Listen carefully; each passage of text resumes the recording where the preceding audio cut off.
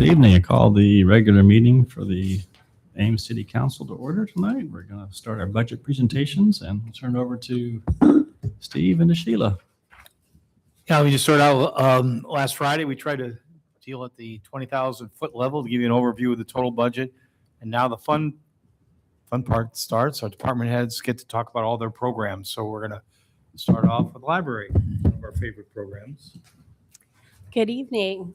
I'd like to take a moment to thank the council and city leadership for our opportunity to discuss our budget and the impact that funding has on our Ames community. Libraries are a key component in providing critical information, resources, and spaces for learning and connecting us not only to the world of ideas, but to each other, our fellow community members. And in budget-conscious times, libraries offer a lot of bang for their buck in that we serve all ages from birth to seniors with a broad range of services.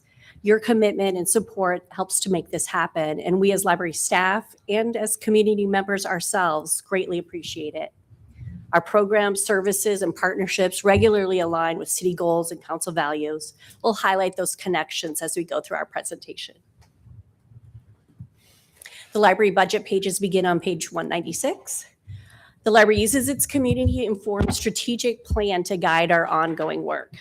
Our plan focuses on the key areas of connecting Ames, that's the people-focused, serving Ames, maintaining the wide range of services we offer and marketing them in new and creative ways, and a place for Ames, focusing on initiatives related to our physical spaces to ensure they're safe and welcoming. We categorized each area into core, build, and reach goals to recognize and continue to prioritize key programs that we're already offering, while also giving us the incentive to stretch our reach into new areas. We're just 1 year in, and we already have made great progress in several areas, many of which align with broader city and council goals.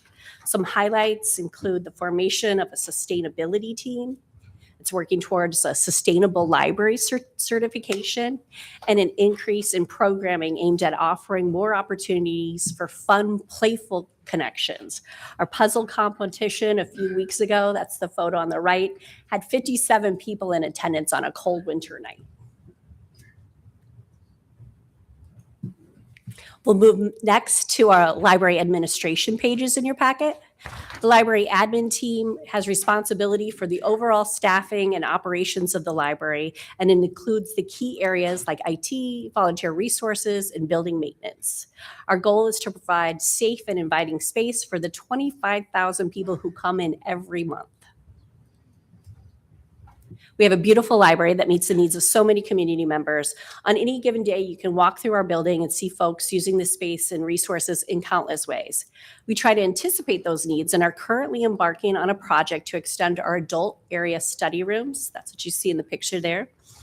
These rooms are equipped with smart TV monitors that allow people to join online meetings, interview for jobs, work collaboratively in small groups, or connect to various social service agencies like Access, Arch, or Iowa Aging and Disability Resource Center, all of whom host weekly office hours. So you can see in the picture, we're going to just extend those study rooms down and add 2 more small rooms. We're also working on a project to alter the west, or our alley side, employee entrance to add automatic doors for greater accessibility. This area is heavily used for deliveries and donation drop-off too, so adding a convenience for other services as well. As a community-focused department open 70 hours over 7 days a week, library staff are our single biggest asset.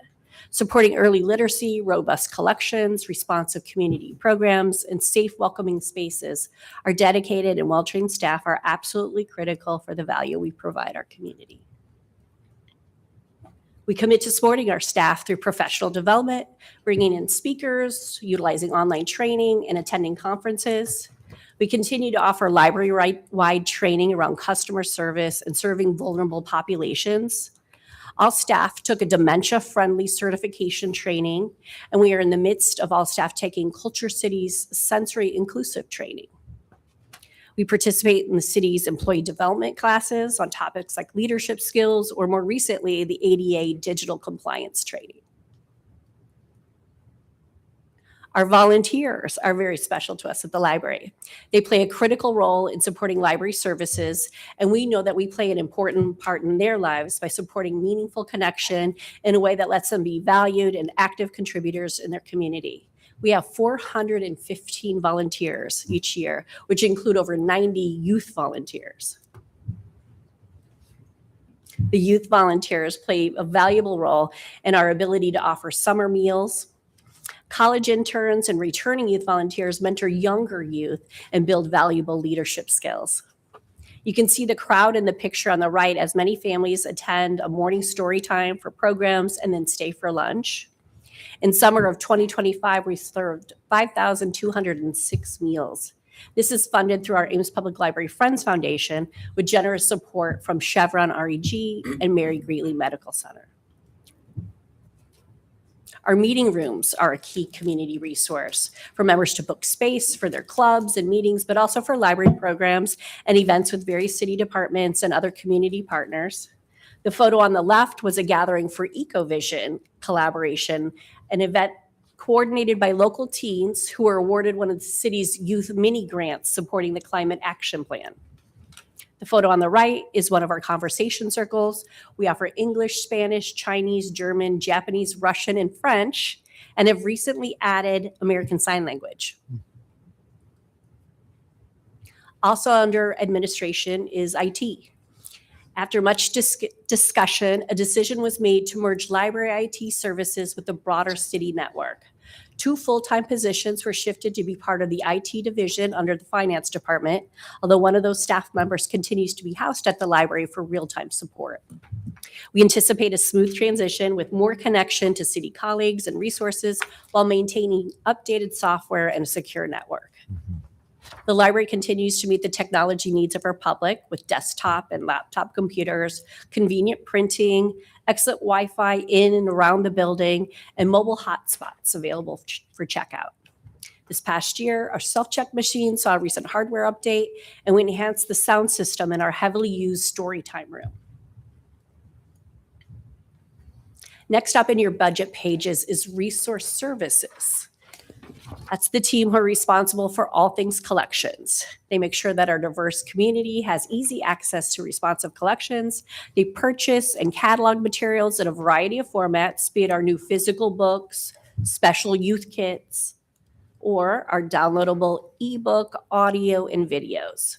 While print is absolutely not going away, downloadable content, and particularly e-audio, continues to increase in popularity.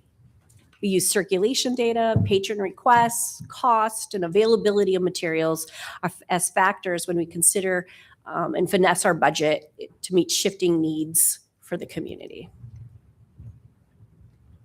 To better reach new audiences, the community relations team has tried a range of new approaches, including video recorded book talks done in collaboration with the city's media team, featured on our YouTube channels and on social media. The picture on the left is a 5-foot ad on a kiosk in the mall near the movie theater. This coming year, we plan to explore creative ways to show our community a look behind the scenes as how we order books, how the sorter machine works, planning programs, etc. Our year-round adult reading program, 12 to Try, encourages people to read outside their usual picks and continues to be popular. We have clever eye-catching book displays that we change out each month to help people discover new books. And our personalized pick service allows you to fill out a quick online form and get a customized book list created by our real-life staff, no algorithms, just for you. Next up, I'm going to pass it to Megan. Hello, I'm Megan Klein-Hewitt. I'm the Adult Services Manager at Ames Public Library. So next up in your budget pages is youth services. We'll start with some highlights of services for our youngest customers. We are committed to creating a literacy-rich environment that also serves as a vital social gathering space for young families. Our creative play areas and 9 weekly story times provide opportunities for young children and their caregivers to connect and learn together. The youth team plays an important role in student success through promotion of our online resources like our language learning tools, encyclopedia for homework help, and Bookflix, which offers read aloud, read along stories. And through fun learning events like Battle of the Books, Over 30 teams of 5th and 6th graders tested their book knowledge at last spring's event. And we're also serving as a host site for a larger regional Battle of the Books event with teams from around the state. We also support fun learning through our robotics, STEM activities, and chess club, which you see pictured there. Partnerships with cultural organizations allow us to bring high-quality performances from the Des Moines Metro Opera and the Story Theater Company. Pictured here is Nutcracker STEM program with dancers from the C.Y. Stevens production and a recent author visit with popular middle school author Lindsay Curry. Kids were very excited to have their books signed and get a photo with the author. Larger community organization connector events like the Baby Fair and Summer Camp Fair continue to be popular. This fall, we hosted a foster parent panel, which is the photo on the left, and participated in Ames Community School District's English Language Learners Family Night. The library's youth services team extends our programs into the community through programs like Project Smiles Outreach that brings our collections and story times each month to 91 daycare and preschool classrooms around the community. Here are pictures of a pre-K Project Smiles group touring behind the scenes at the library and another group having musical story time with Mr. Ben. This initiative is turning 20 years old this year, and we're planning some really fun events this summer to celebrate that anniversary. The other photo shows our deposit collection kits that we've expanded to 5 elementary school after-school sites through grants in our APL Friends Foundation funds. A survey of those sites showed that the books were being well used and enjoyed at all of these new locations. The teen space extends the library as a much-needed third space in the community. The photo on the left is from a recent board game night, and the photo on the right is a shot of our growing teen advisory group. Our teen services librarian has worked very hard to recruit new teens, and we now have 20 members who recently attended a leadership workshop to help them plan and host events like our themed escape rooms and special summer programming. We rely on our community experts to help with programming. PL, Parenting, It's a Life, is an initiative through the ISU Department of Human Development and Family Studies that offers monthly programming series to help teens navigate mental health challenges, social media safety, resume building, and career choices. So we can now move to our adult services pages. Community-led programs like Repair Cafe that encourages sustainable repair and reuse of household items allows community members to actively participate and engage. Creative programs like Speed Friending offer a fun and safe place to meet new people and to connect. We offer this program toward the beginning of each semester, and it's coming up this Saturday, February 7th from 2 to 4. The Ames Seed Library continues to grow as well. We just hosted a seed giveaway last weekend, and several community organizations were able to attend, and the Green Iowa AmeriCorps volunteers helped out as well. Programming partnerships with Iowa State Extension and the Master Gardeners, city departments, and community organizations allow us to offer related programming that build on the library, city, and council sustainability goals. The library also continues to work with local social service partners like Mary Greeley Behavioral Health and Irely Ball to support more vulnerable community members. We recently began partnering with Dementia Friendly Iowa and Home Care Assistance to offer a monthly dementia caregiver support group as well. We support our senior community through our home delivery service, which provides materials to over 70 individuals, and our deposit collections at 15 sites in the community. As part of our strategic plan, we're working on expanding outreach to senior living centers to offer more programming and tech support. The library also supports civic engagement by serving as a polling site and partnering to offer voter registration and informational programming. This year, we served as a satellite site for early voting. We partner with community organizations like the League of Women Voters of Ames and Story County to support election forums and provide educational programs on a variety of topics. Other innovative offerings include the Idea Center, which is a digital media center that offers community members the ability to preserve their memories with special equipment and software to convert VHS and cassette tapes, photos, and slides to a digital format. As part of the strategic plan, we're adding additional special equipment and are exploring adding a sound recording booth for oral storytelling and podcasting. Cool. The Ames Public Library is designated as the Iowa Center for the Book, a Library of Congress program. And we received funding to support author events for our Great Reads from Great Places author, adult and youth selections, and to attend the National Book Festival in Washington, D.C. We're currently working with the Library of Congress and PBS on an episode of the TV show American Stories, A Reading Road Trip that will highlight Iowa's literary heritage and will air on March 11th. And we can now turn to our customer account services page. Our customer account services team are the first line of welcoming. In support of the library's access and inclusion goals, they continue to lead in translating information about library services.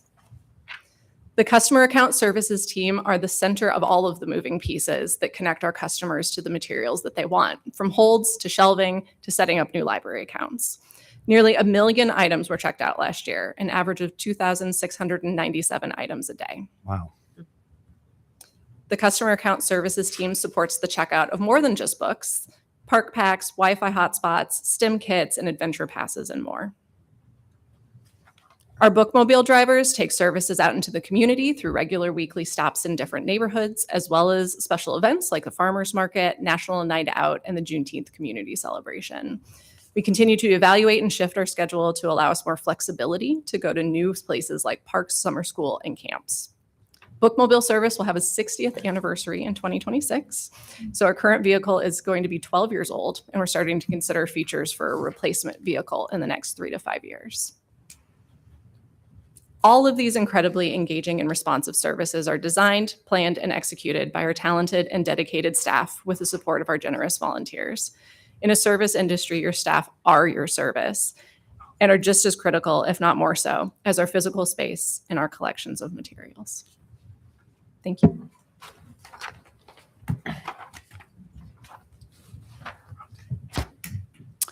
Thank you. Questions?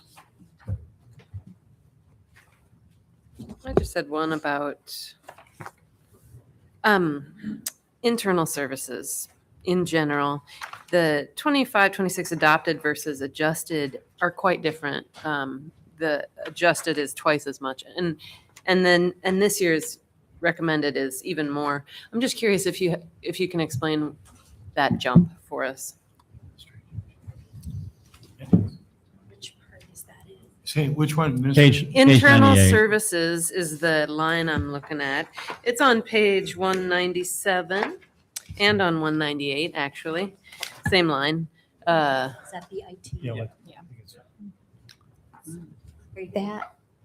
That shift is because of the switching of the IT personnel from the library. So they lost 2 personnel, so their personal services went way down, but now they're paying for more IT support through the IT department instead.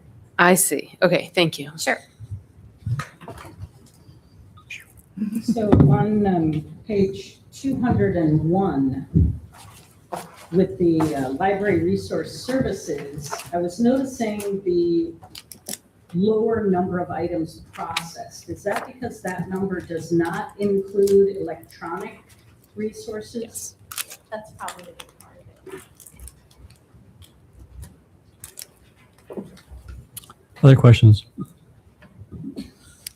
Just want to emphasize, you'll notice on page 197, I think we need to give a lot of credit to the Library Friends Foundation, which contributes almost $500,000 to this program, and thereby reducing the burden on property taxes. So I really appreciate those who contribute to that foundation, and it's all plowed back into this, all the good programming. You see the extra programming. So we need to give credit to those and the volunteers too, who save us a lot of money by donating their time. Good point. So this is one of my favorite presentations, just because of the direct impact we have on so many families in the community, and there's more that you could tell. If we gave you more time, you would tell more stories. So thank you, and this is going to be a theme over the next 3 nights. I am confident that when we think about the role that we have in stewarding tax dollars and making strategic decisions for our community, who better to make those decisions than us locally? And this is one of those places where you look at the leverage of the city dollars that we put in, the 415 volunteers and the countless hours you look at the leveraged benefit in our community, it is unbelievable. There isn't anything that we do in the community that has that kind of match, both financial contributions and volunteer hours. So love that. I just had a couple of questions. Adult literacy. Is this something that is on our radar screen? Is that a local problem that you're seeing? And if so, is that part of our programming? Having come from Sheila, because you have the. yeah, having thank come you. from like New York City where adult literacy was huge, I don't see that as strong here. And Megan had experience in Omaha. I think we've seen other places where it is a deep need. It isn't as much. We Yeah. do have resources and like we help with computer technology things. That's probably a gap, but Different forms of literacy. And we have partnered in the past with DMAC on adult literacy programming, but they moved away from that, or at least away from partnering with us in the community as opposed to doing it on the DMAC campus. But I would agree. We don't see a huge call for that at this time. Okay, and that's a helpful data point for us. And finally, I just wanted to commend the partnership you're doing with the Ames Public Schools. So I am very interested in finding ways we can partner with our schools, putting city resources and school resources together to help our kids. So love all of that and just commend the work. Thanks for the presentation. we appreciate you saying that because tomorrow there is a bill that's going to might move out of subcommittee that would jeopardize our school partnership because we do a shared account where when people opt in to or register their students, they can choose to also use their library or their school ID as a library card, and that just reduces some barriers. But this bill would also jeopardize the bookmobile from going on city or school property. So that's one of our convenient neighborhood stops and really convenient after school. And that's something that would now, if this bill went through. You're not making that up. No, it's tomorrow. 12:15 is I got an alert to kind of potentially share with some advocates. We wouldn't want to have a library bookmobile going on a school property. Oh, my God. Okay, very good. Thank you both. Appreciate your presentation. Thank you for your due. Thanks, guys. All right, we'll move on to utilities, Perul and John.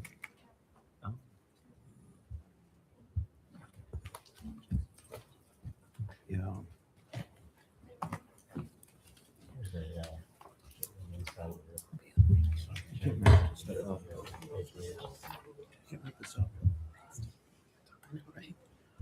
I know.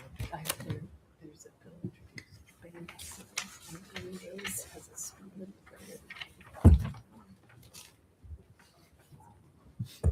These guys, we should have a legislation that's evident. We shouldn't be meeting. We should just make all the decisions. We're good. Sorry. Oh my gosh.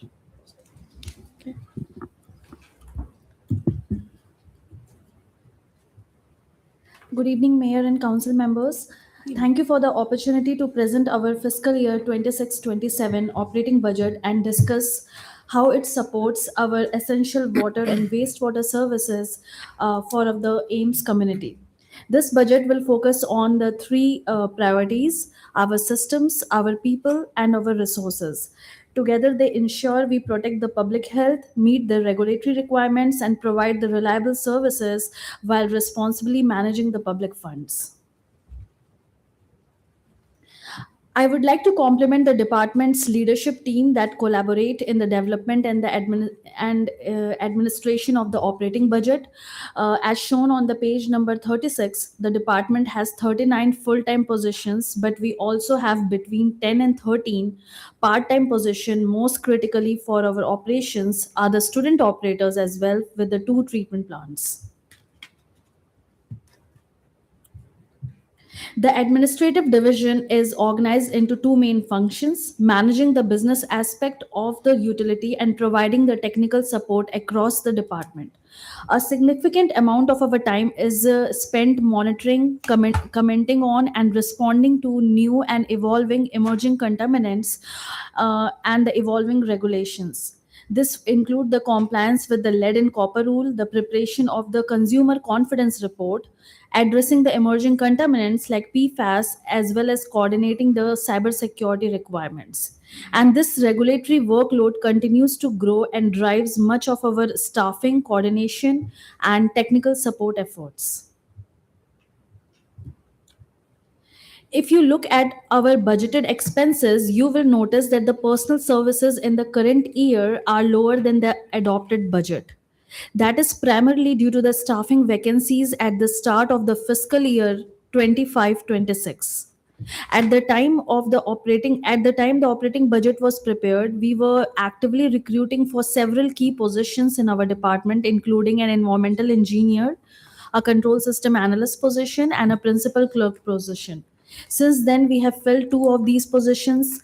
Kristen Steen, who is present here in the council member, has joined us as our new environmental engineer. And Tina Burns, who is not here, but she has joined us as a principal clerk. We are also planning to add a part-time public outreach coordinator, before the end of the fiscal year, and we anticipate returning to the full staffing in fiscal year 26-27, which is reflected in the next year's budget. A large part of the division's work involves managing the capital construction projects. While construction funds are in the CIP budget, the labor to administer these projects is included in our operating budget. Some key projects underway include the North River Valley Wellfield, the WPC Nutrient Modification Phase 1, new emergency standby generators at the SAM Booster Pump Station and the Youth Sports Complex Wellfield, the modification to the Lime Lagoons, renovation of the technical services complex building, equipment replacement for the fluoride feed system, and the watershed based nutrient reduction activities.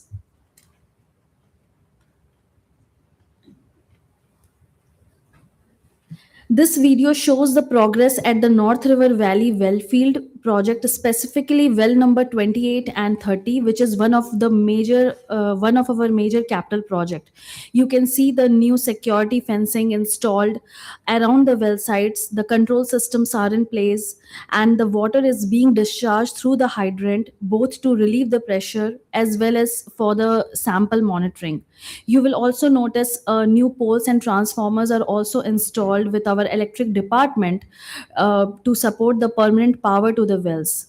And projects like this require extensive cross-department coordination, regulatory oversight, the contractor management, and testing and administering this work represents a significant commitment of the staff time.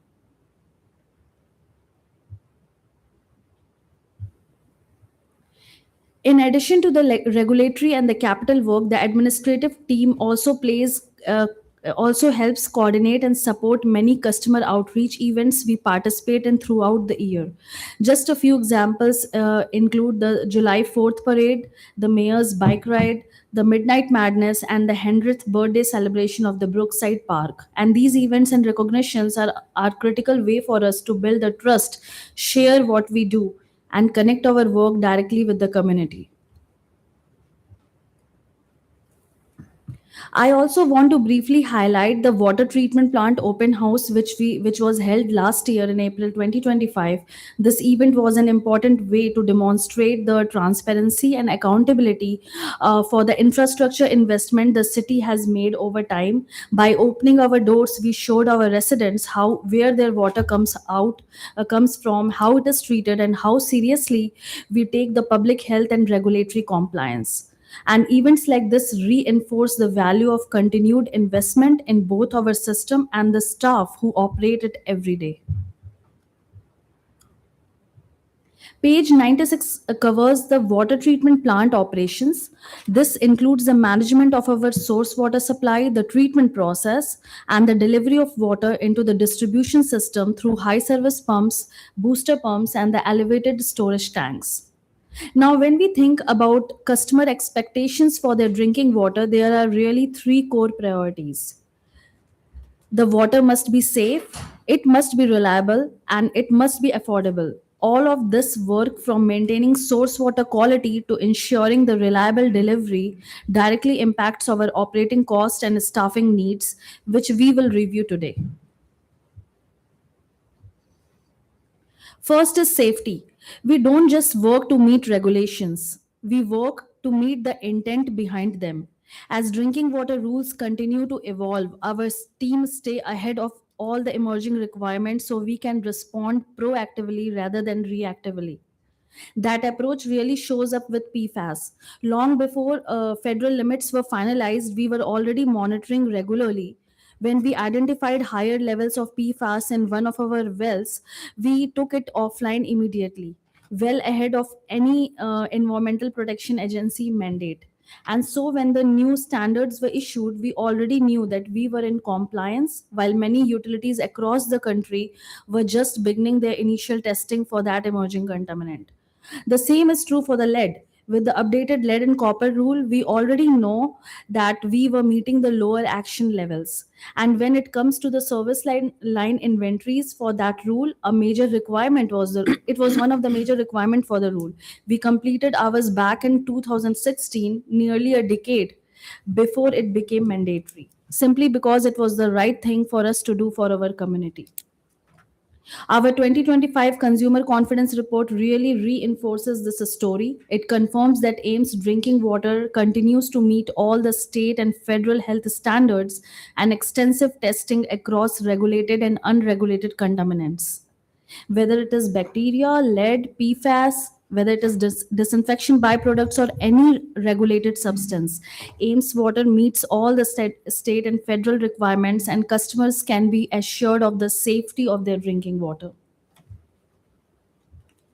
The second priority for the customers is that their water should be reliable. Reliability means the system functions when needed and it is resilient to both natural and the man made events. To demonstrate this, we have certified with the Environmental Protection Agency that our emergency response plan and the community risk and resilience assessment meet the requirements of the America's Water Infrastructure Act. Over the past few years, we have installed emergency backup for power, and later this year, we are going to add the security fencing at the SAM pumping station and the elevated tank. We continue to make the common sense physical security improvements, including fencing, access control systems, and security cameras. Additionally, we are going to hire a control system analyst this year who will be able to maintain and secure our treatment controls. We have also upgraded our process control system and completed a comprehensive inspection of all the electrical switch gears.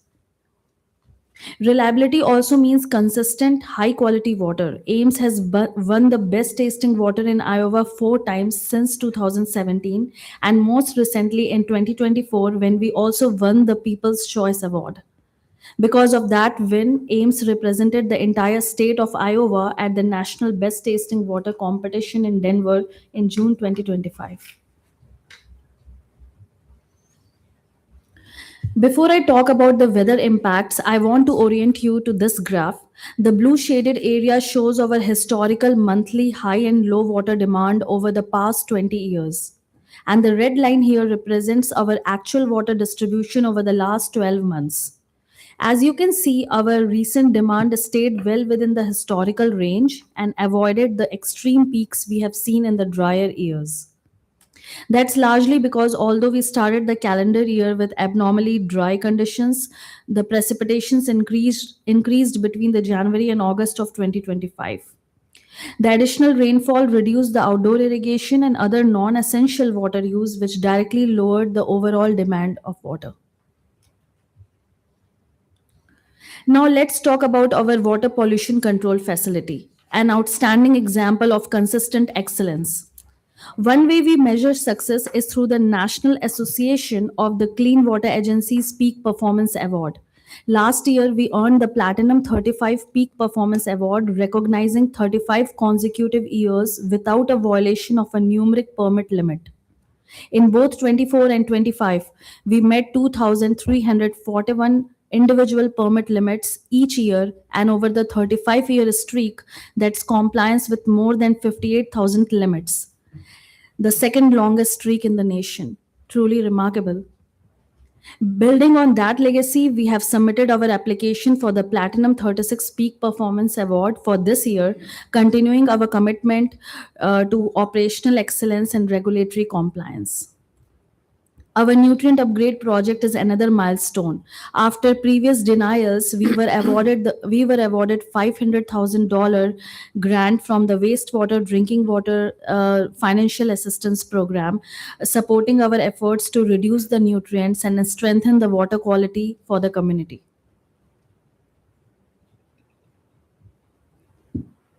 Construction of the nutrient reduction modification project is a major story for the Ames. Our water pollution control facility is undergoing a 20-year upgrade to advance the nutrient removal, preparing for the future regulations and the city growth. We are investing just under $60 million to treat approximately 6 million gallons of wastewater daily from Ames, Iowa State University, and Kelly. Over the next decade, these upgrades are expected to reduce the nitrogen by two-thirds and phosphorus by three-quarters, supporting the Iowa nutrient reduction strategy as well as protecting the South Skunk River. And implementing the new treatment processes will include two erosion basin, an electrical building, a sludge pumping building, and some headwork modifications. Looking ahead, our facility upgrades are not just meeting regulations. They are about making our operations more efficient, sustainable, and reliable. We are moving from old trickling filter, solid contacts technology to a new simultaneous nitrification, denitrification process. And this modern approach will use the less energy while still achieving the excellent nutrient removal, keeping our water clean and our operations green. Our fat, oil, and grease, the fork receiving station upgrades will also allow us to capture the methane from the fat, oil, and grease and convert it into electricity on site, reducing the cost as well as lowering our carbon footprint. Routine clarifier maintenance also keeps these structures in top condition, prolonging their life and avoiding costly replacements. Finally, we are replacing aging lift station pumps and controls to make sure wastewater moves reliably, preventing the backups and reducing the emergency callouts.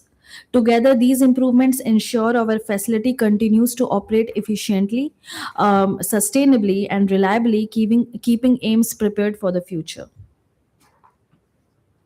Our lab is one of the Iowa's premier environmental laboratories and was first certified by the Iowa Department of Natural Resources to report water and wastewater compliance data.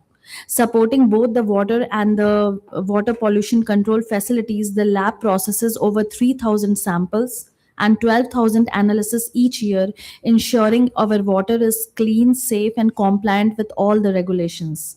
The lab conducts routine sampling across the community, including drinking water wells and PFAS monitoring, and analyzes the wastewater from both municipal and industrial sources. Every sample is carefully tested to ensure our treatment processes are effective, and that's what leave the facility is safe for the environment. In addition to the routine work, the lab tackles complex projects as well, like lead and copper testing in homes, which require precise collection methods and support the new WPC modifications, where two treatment trains operate side by side, significantly increasing the volume of samples processed. And all the lab equipment is maintained under a strict quality assurance protocol, ensuring accurate and reliable results that meet or exceed IDNR standards. Beyond testing, the lab also engages with the community, participating in outreach events like the water treatment plant open house to educate the residents about the water quality. Coming to our metering division, metering is the backbone of our water and the sewer revenue. In recent years, supply chain disruptions affected meter availability, but the staff found a practical workaround by purchasing the meters separately from the radio read devices, keeping the installations on schedule. The meter division also continues to operate a strong cross connection or backflow prevention program. At the same time, staff are increasingly rebuilding newer low and no lead meters rather than replacing them. While rebuilding is labor intensive, it results in long term cost savings. As you can see in this picture, we recently replaced a sandblasting cabinet from 1970s with a new, safer, and more efficient model, helping our team complete the meter rebuilds more effectively. These efforts, along with the targeted service repairs, have helped reduce the system water loss to below 8%, which is a significant improvement in the water conservation and the cost savings. Looking ahead, the division has selected Eclara for an automated metering infrastructure or AMI solution. This system will support future water and electric metering needs, and it will provide the customers with real-time usage of data through the online portal. Installation will take additional time in customer basements, and as shown in the slide, the meter transmitter units are mounted securely in homes. Once installed, these units are expected to last approximately 20 years, and we will continue evaluating the impacts of electric AMI and share updates over the upcoming year. Overall, these initiatives demonstrate our commitment to operational efficiency, cost savings, and providing better service and transparency to our community. So that is an overview of all the programs and activities that are funded through the operating budget. John and myself would be happy to answer any questions you may have. Thank you. Thank you, Parul. Questions?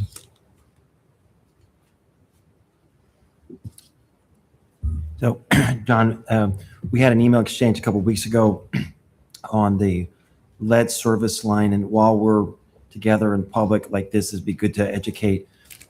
There is a plan to make the map showing those service lines, the inventory, to make that public.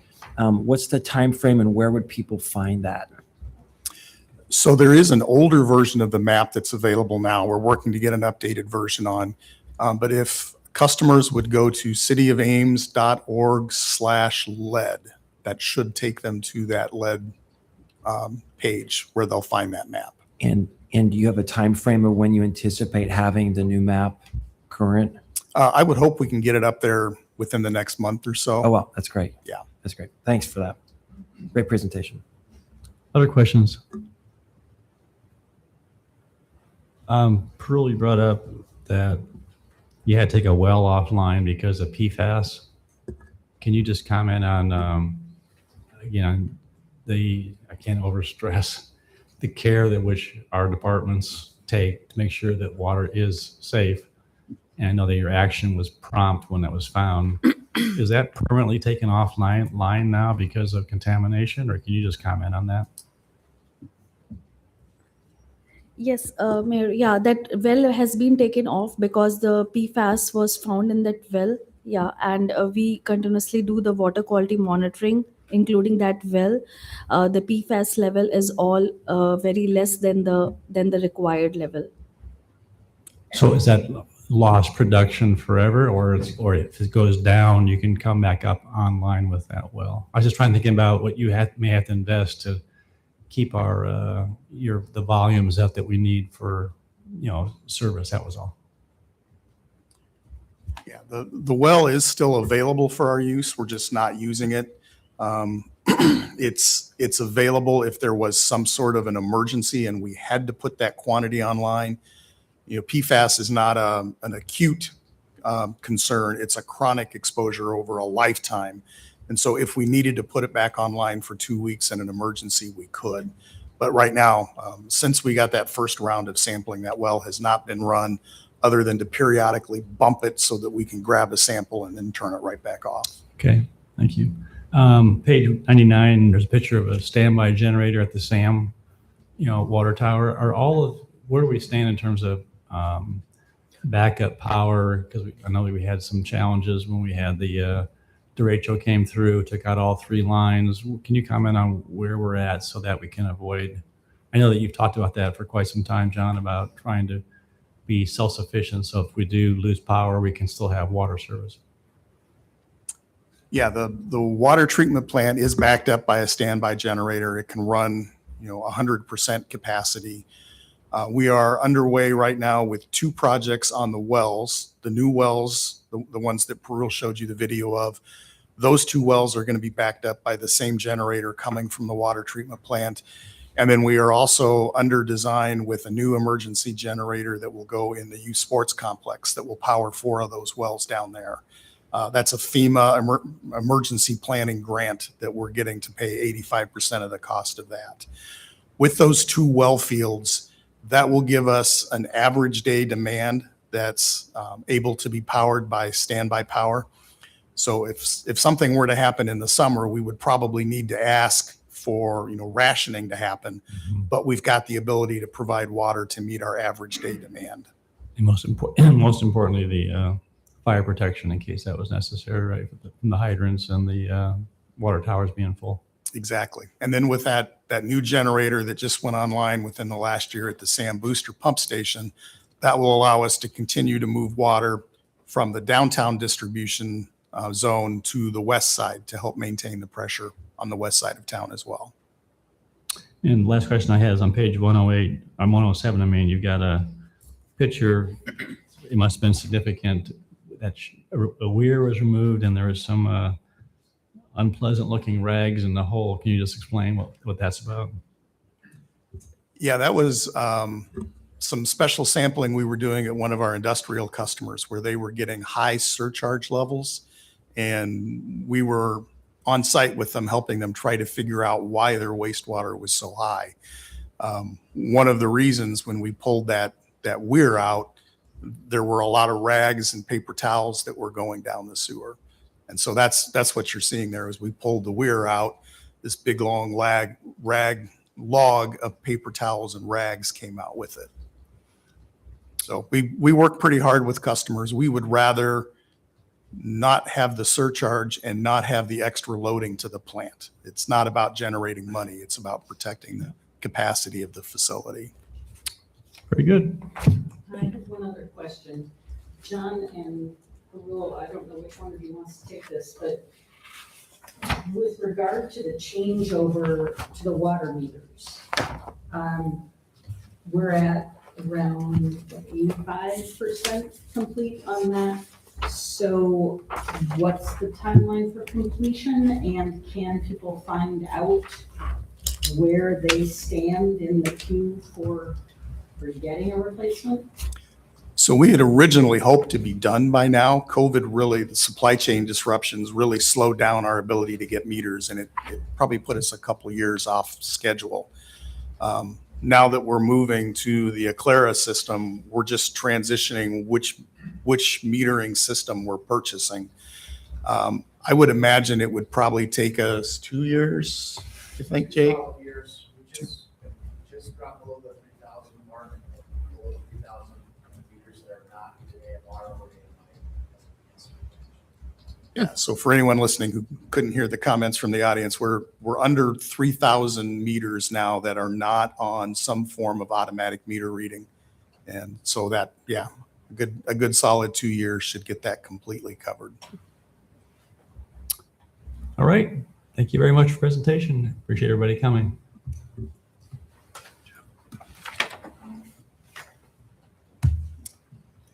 We'll move on to Justin and his team.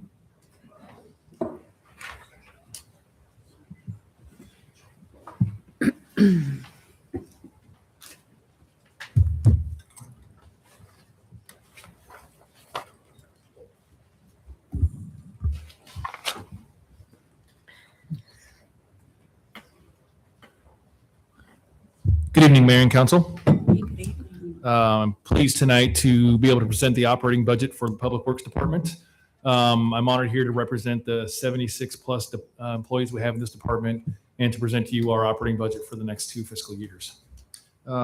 Beginning off, we have 5 specific divisions within Public Works, Administration, Traffic. Damian Pregitzer, our Traffic Engineering Manager, is here tonight.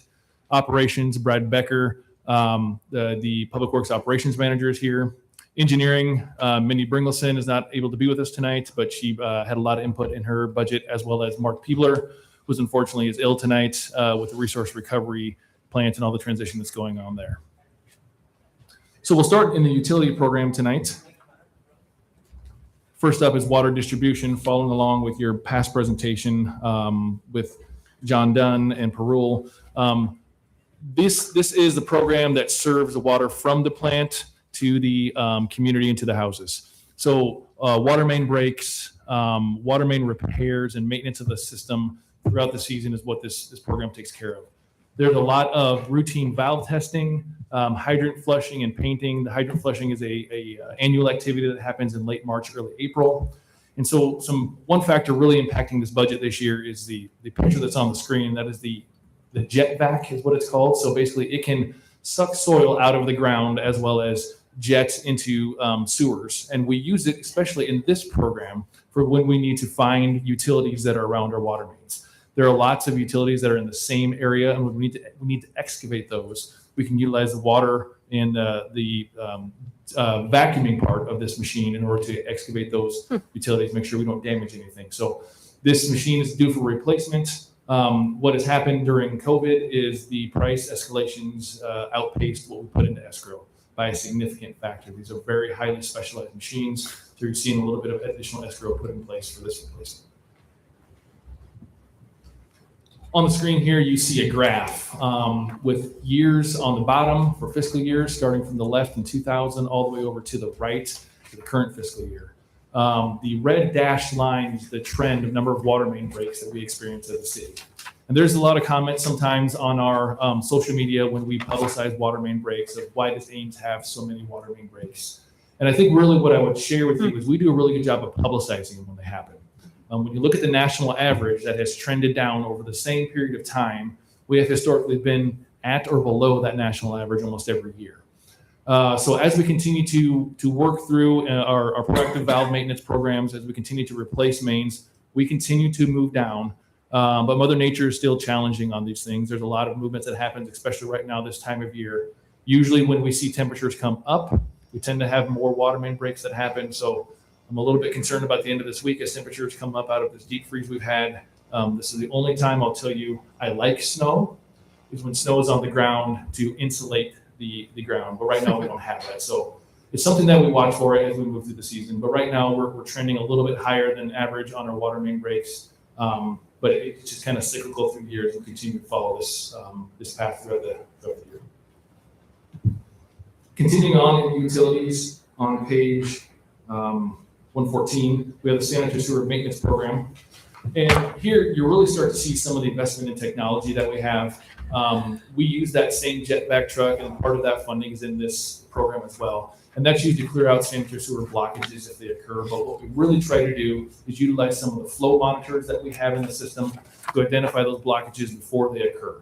So these monitors report in not real time, but they report every 12 hours unless they see an alarm condition. Then they will alert in real time to us.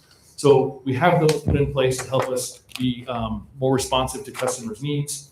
And then utilizing that along with our camera system and the ability to use these monitors to see what's actually going on in the system, make sure we're performing the maintenance that we need to ensure we have as minimal backups as possible during the life of the sewer. Continuing in the utility program on page 116, we have the stormwater permit program.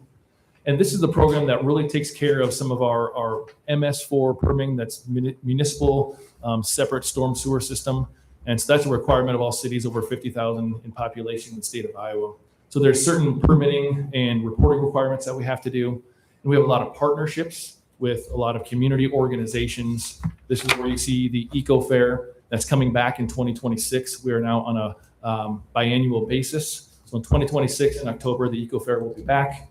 And then we're also continuing to expand our asset management software, which what that means is putting into the software all of the construction site permits, all of the inspections that happen, all of the ongoing maintenance that happens at all of these stormwater permits into that software, so we can make sure we're tracking everything that's going on and we're reporting within compliance for the MS4 permit.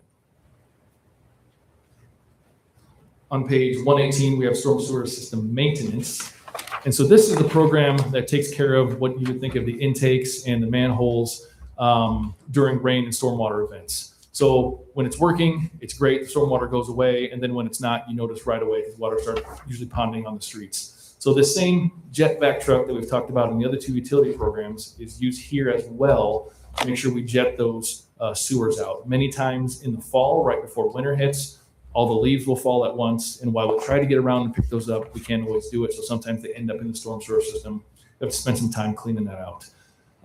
Additionally, with this, as we've reported to council before, we've got a targeted system study where we're looking at some really specific areas to help identify and make sure we have corrections to localized flooding, and that's going to inform our CIP projects as well during that. So what you see on the screen there is not only a stormwater intake, but you see some of the GIS system where we've got how many intakes we've inspected each year, how many outfalls, and we keep track that way of what we've inspected and what we need to make sure we're looking for in the future. The final part of the utilities program is a resource recovery. This is on page 120, page 120. Council has seen a lot about this here. The thing to make sure I point out is the budget you have in front of you assumes status quo operations at the existing plant up until we are ready with the new R3C construction. So what you see there is a bare bones, for lack of a better term. We're only going to fix what we need to fix, knowing we are moving away from the waste to energy process, and we are starting construction on the R3C. But included in the resource recovery budget are our waste diversion programs, such as Stash the Trash. Rummage Rampage is a great event that we put out, and all the outreach that Mark and his staff do at the facility to make sure we educate the community, and we'll continue to do that in the future. Something that's new to the budget this year on page 122 is the curbside recycling. This is a new program that we are rolling out. We will be back in front of council here within the next month with some more information about that regarding vendors, regarding costs, regarding how that's going to lay out to citizens. But we also know that with the eye of starting this program July 1 of 2026, that we need to make sure we have a budget in place for that. So we'll see that develop throughout the year, and probably when we get to final amendments, it might change a little bit as we get a little more understanding where everything lands. But you'll see more about that here shortly. Continuing on, we have the transportation programs. The first part of transportation is on page 134. This is administration. So a lot of what happens here is the grant administration. If council remembers from the CIP program, in the airport in particular, we have $25 million worth of federal grants out of 29 in that CIP that are going into construction at the airport. So that takes a lot of time to administer those grants, a lot of reporting that's required. And additionally, there's a lot of public outreach that we do through administration.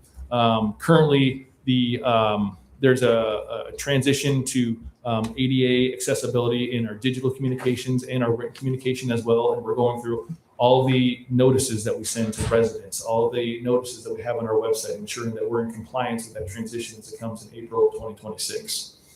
A lot of the time has spent my personal time in the waste to energy transition here. So moving from waste to energy to the R3C, I've been leading that project and program as we start moving into construction here shortly when we receive bids here in about a month, be able to report back to council how that's going. And additionally, the recycling program, working with Nolan, the sustainability coordinator, and all of that goes together with the waste to energy transition. That's a lot of what happens in the administration. Continuing on here to engineering, this is on page 136. 136.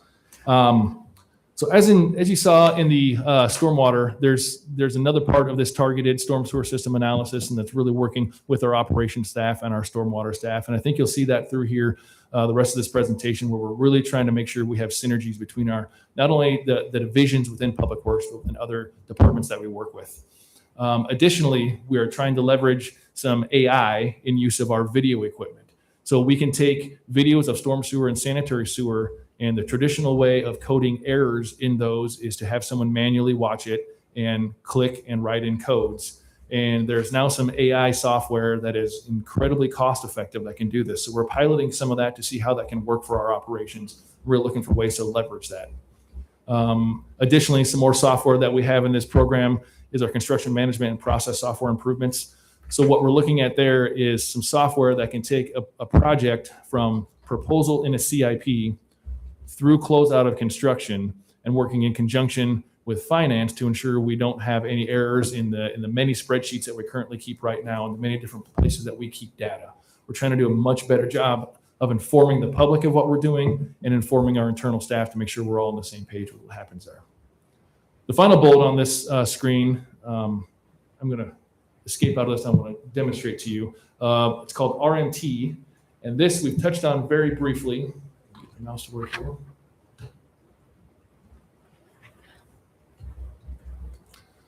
So what you can see on the screen here is this RMT data. So what this is doing, these are placed, there are sensors and cameras that are placed on our own equipment, our own trucks within the city.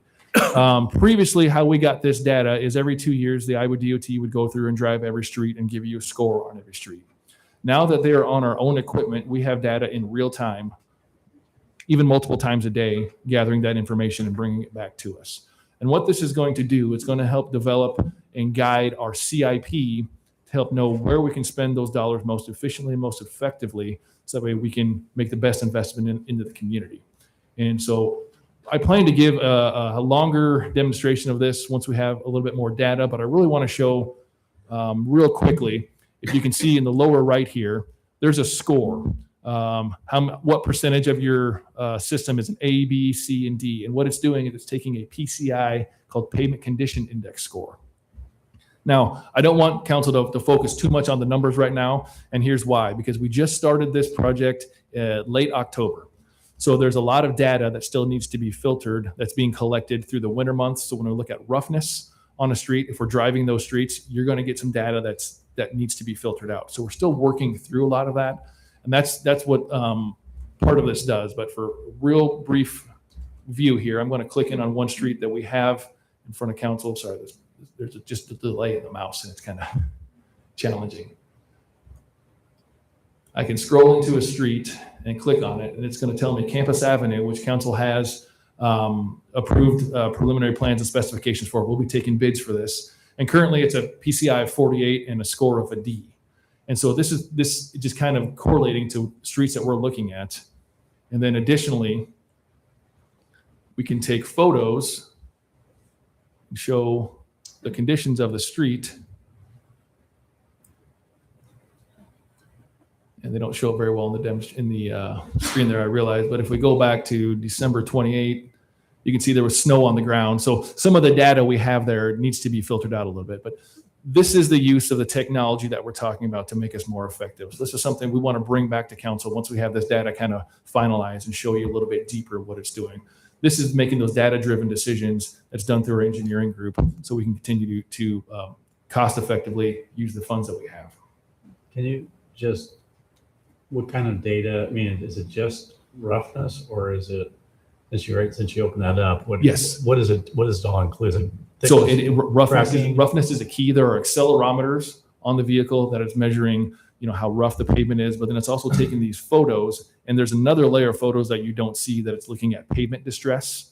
So it's taking the pavement distress, the photos, the roughness, and then it runs it through its own machine learning algorithm, and it spits out a score. And so that score is that PCI that you see there. So it's not only the roughness, but also the distress of the street. So you could have a street that might be, for lack of a better term, relatively smooth, but shows a lot of distress, and it will score lower as well. So I don't want to necessarily dwell on it, but there's a lot of potholes that are showing up, now around the city. Yes. And so is it also tracking that if you get so many per? It doesn't track that aggregate of data that low. What it does is it takes a segment of the street, and it would show you that maybe last fall, if we had the correct data, that you're trending downwards on this street. And those are the things that we're going to look at. What's trending down faster, what's trending down at a normal trend. And there's all sorts of regression curves and stuff in here that we can show you later. Thank you.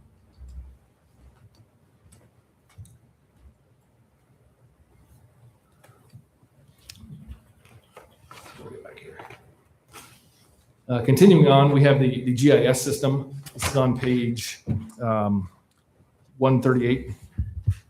And this is a citywide, it's housed under Public Works Engineering, but it really delivers services citywide to the community and to the community as well, excuse me. They, a lot of the data that we take, RMT data that I just showed you there, they take a lot of that and put it together, and then we look at how can we visualize some of that data. So we do this a lot with our snowplow tracker. If you've seen that during winter events, RMT, as we talked about before. And there's an example on the screen there, a public art commission. You can look at where the public art is. You can click on it. It'll zoom you to that location. And And I'm going to show you one other website here as we work towards some of the data. We have currently our public utility hub that anyone can sign up for if you want to see public utilities here. And as you click through it, it'll bring you to this site and it'll make you agree to it. We'll say, sure, we'll agree. And then for sake of time, you can click in the address and it'll zoom to it. I'm just going to zoom to City Hall so we can see it there. But this is 515 Clark. As you can see, the utilities around it, you see the sanitary sewer, storm sewer, water mains. And as contractors, for example, use this to see what's out in the community. This is just one example of data that we have. And then as we bring some of this data up, we can look at things like what is the service card? And we have an image that's connected to it from 1919 when the service was put in. We see that the sanitary sewer was abandoned, but we still have where the water and the sump location was on this. So we have all this available to the public right now. And the reason I'm showing this to you is there's a lot more data that we have that we're going to be building this open portal of data of all this publicly accessible data that we want the citizens to be able to see. That's coming in 26, 27. We're building towards that. So I'm hopeful next time we get some of that data put together, we can demonstrate to City Council what that looks like. How does security and publicly available data meet in a world like this? Like, I can see where, I mean, it might be publicly available perhaps, but I can also see some risks maybe in some of that mapping being out there. Can you have any thoughts? Yeah. on So the way I would answer that is what we show is not all the data that we have.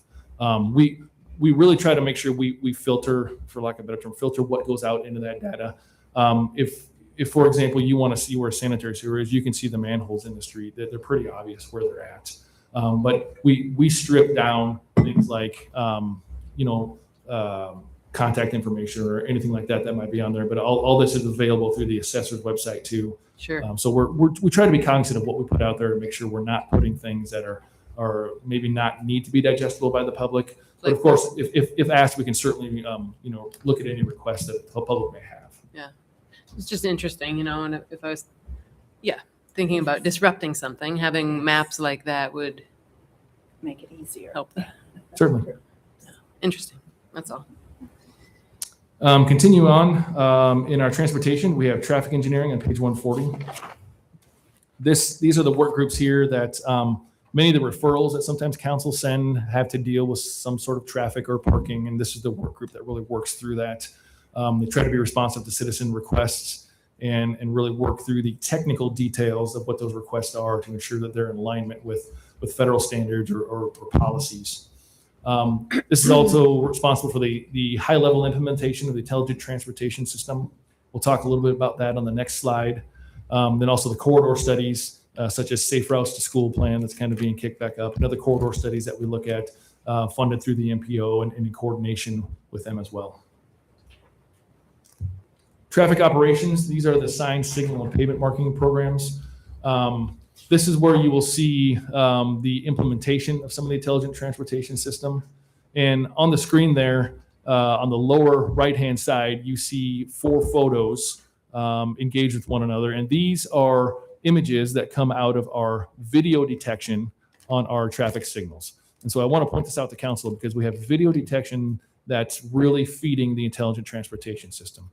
So what they're doing is they're looking for vehicles as they approach an intersection, and they can see beyond it, and they can see all the other 4 legs there, and then they're adapting to what's there in the system. So they're viewing vehicles, and video is important because then it can identify what is a car, what is a truck, what is a bicycle, what is a pedestrian. It has that level of granularity. It can tell what is actually coming up to that intersection. Additionally, at these, you see in the upper right and lower left a bigger screen, and there are pan-tilt zoom at some of these intersections. And the reason for that is because when we start getting into special condition traffic operations, when we think about Iowa State football games and traffic leaving there, when we think about there's some concerts that have been announced, when we think about incidents that happen on a roadway, say there's an accident and we need to move traffic another direction, this helps us see what's going on in real time. But I want to point out that we don't store and we don't record any of this locally. This is view real time of what's going on those intersections. I know it's been a question the council's had before them in the past, and really it's used as video detection to feed into that intelligent transportation system, as well as utilized for our traffic operations center to make decisions when we need to in real time. Additionally, in this program, we have a shared utility task vehicle that's going to be shared with the airport. Some of that RMT data that I just showed you about the pavement condition also gets put on that for our shared use path. So we have funds in the budget to purchase that. And also at the airport, it'll be utilized for things such as the new wildlife fence. And there's about 6 miles of that we need to maintain and move around out there. And it's not conducive to pickup or any other vehicle to get there.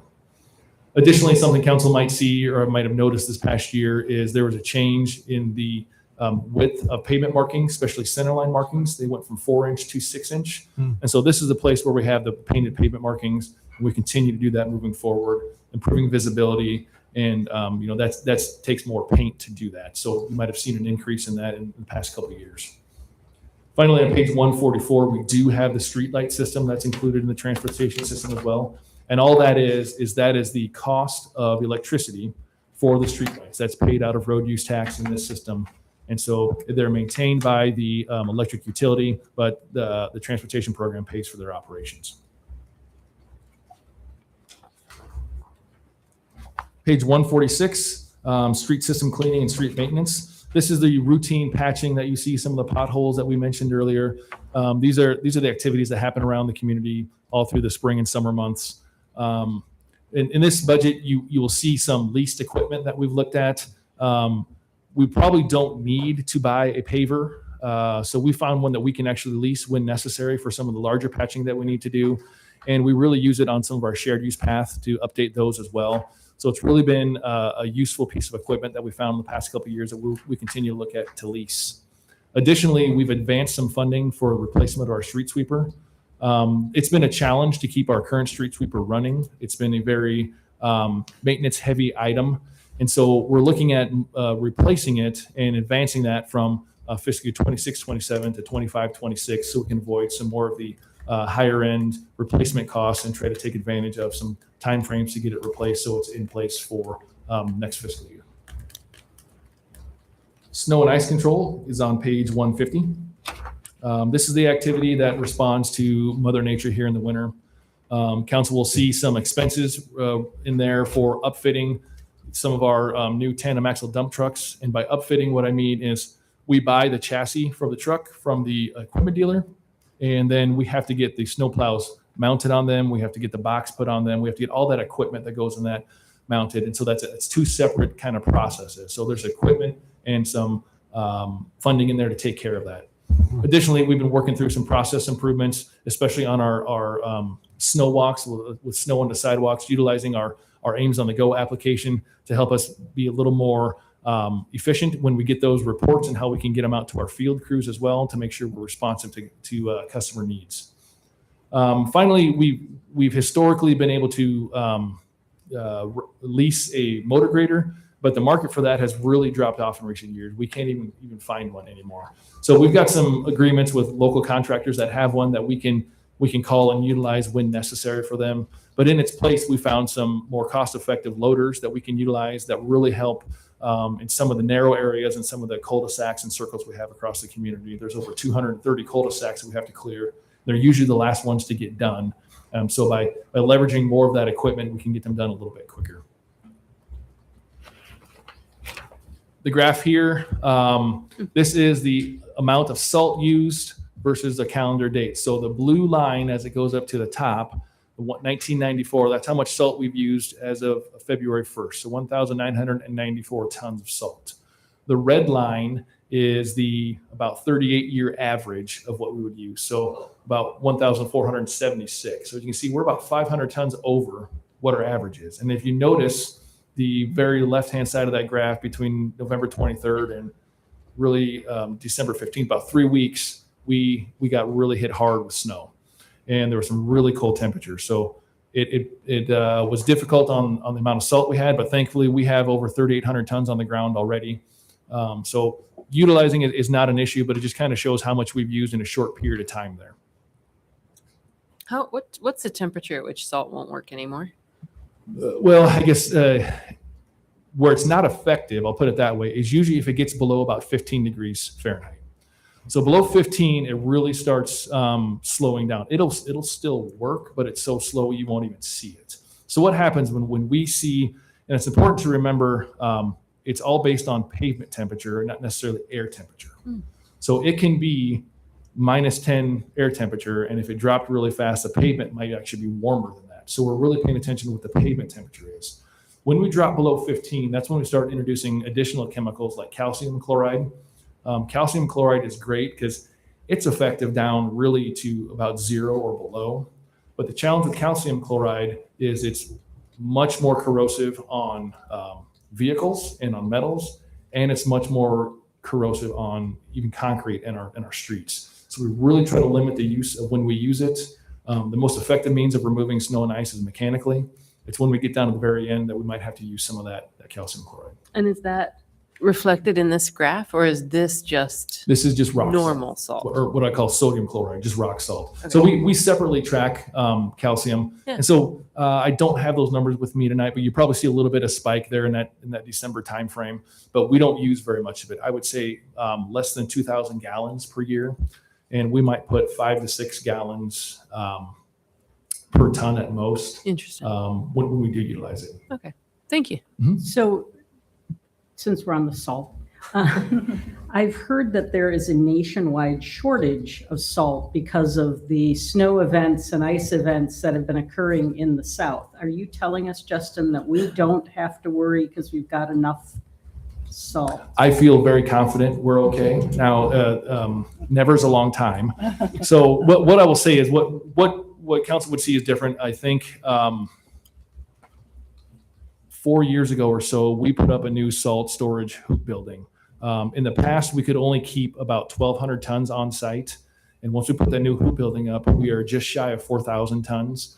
And we started this year, I think, just under 3,600 tons or so. So we have another 1,600 tons on site. And usually when you get to this time of year, Mother Nature actually starts helping you a little bit because you do get some warmer days. So I don't believe we're concerned about the shortage right now. Now, in the past, yes, we have been in those situations where we were down to some very low amounts, and that's not a fun place to be. But this, where we sit right now, I feel very confident with where we're at. Is salt something that's able to be stored from one season to another? Absolutely. So Yes. we've got the temperature control, the And it doesn't need temperature really. That what happens is if just salt, moisture probably. yeah, too long, So- it starts getting really clumpy. Yeah. And so we do have some salt that's probably 3 or 4 years old. But we mix it around, we utilize it as we can get into it. So we haven't had any issues with that yet. Thank you. Yes. This graph here is very similar to the one before. This just shows how much snow we had versus what date. And I think it's pretty obvious there. The blue line for that 3-week period, we overshot our average. Right now, we're sitting at 28 inches. We might have had another ½ inch over the weekend, so this might be 28 and a half. That's 7 inches above where we typically are. So February can be hit or miss. It can be either really bad or it can be no snow at all. So I'm hoping for the no snow at all. But this just gives you an idea where we're at, what led to that salt usage. Parking operations. Parking operations is on page 162. And so here, what council will see is there's some additional funding to purchase additional parts and pieces for our mechanical parking meters. And the reason for that is they are no longer being manufactured. That manufacturing has ceased. We were notified late this fall that was going on. So we put in some additional funding to make sure we can purchase as many parts and supplies as we can. Additionally, some of those can be replaced with smart meters. But what's important to note here is we will be developing some options to bring back to council to think about what should the future look like when we run out of parts. And we don't think that's a 1 or 2 year thing. That's going to be, a 3, 4, 5 years down the road. But we want to bring some options to you here probably in the next 6 months for you to look at and give us some direction on so we can start planning for that transition when it happens.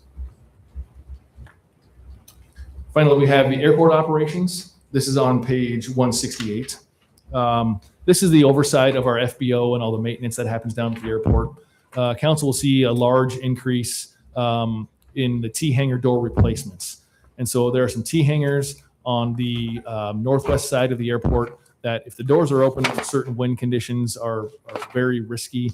Some are to the point that they need to be replaced. And unfortunately, they're all custom made. You can't just order these things. They have to make them custom for you. So we have to replace some of these. Additionally, you see the shared utility task vehicle that we'll share with the traffic division and the airport. And staff is meeting with users of the airport to make sure that what we're doing is in alignment with some of the service expectations and making sure our FBO is meeting those expectations and we have a clear idea of what's going on.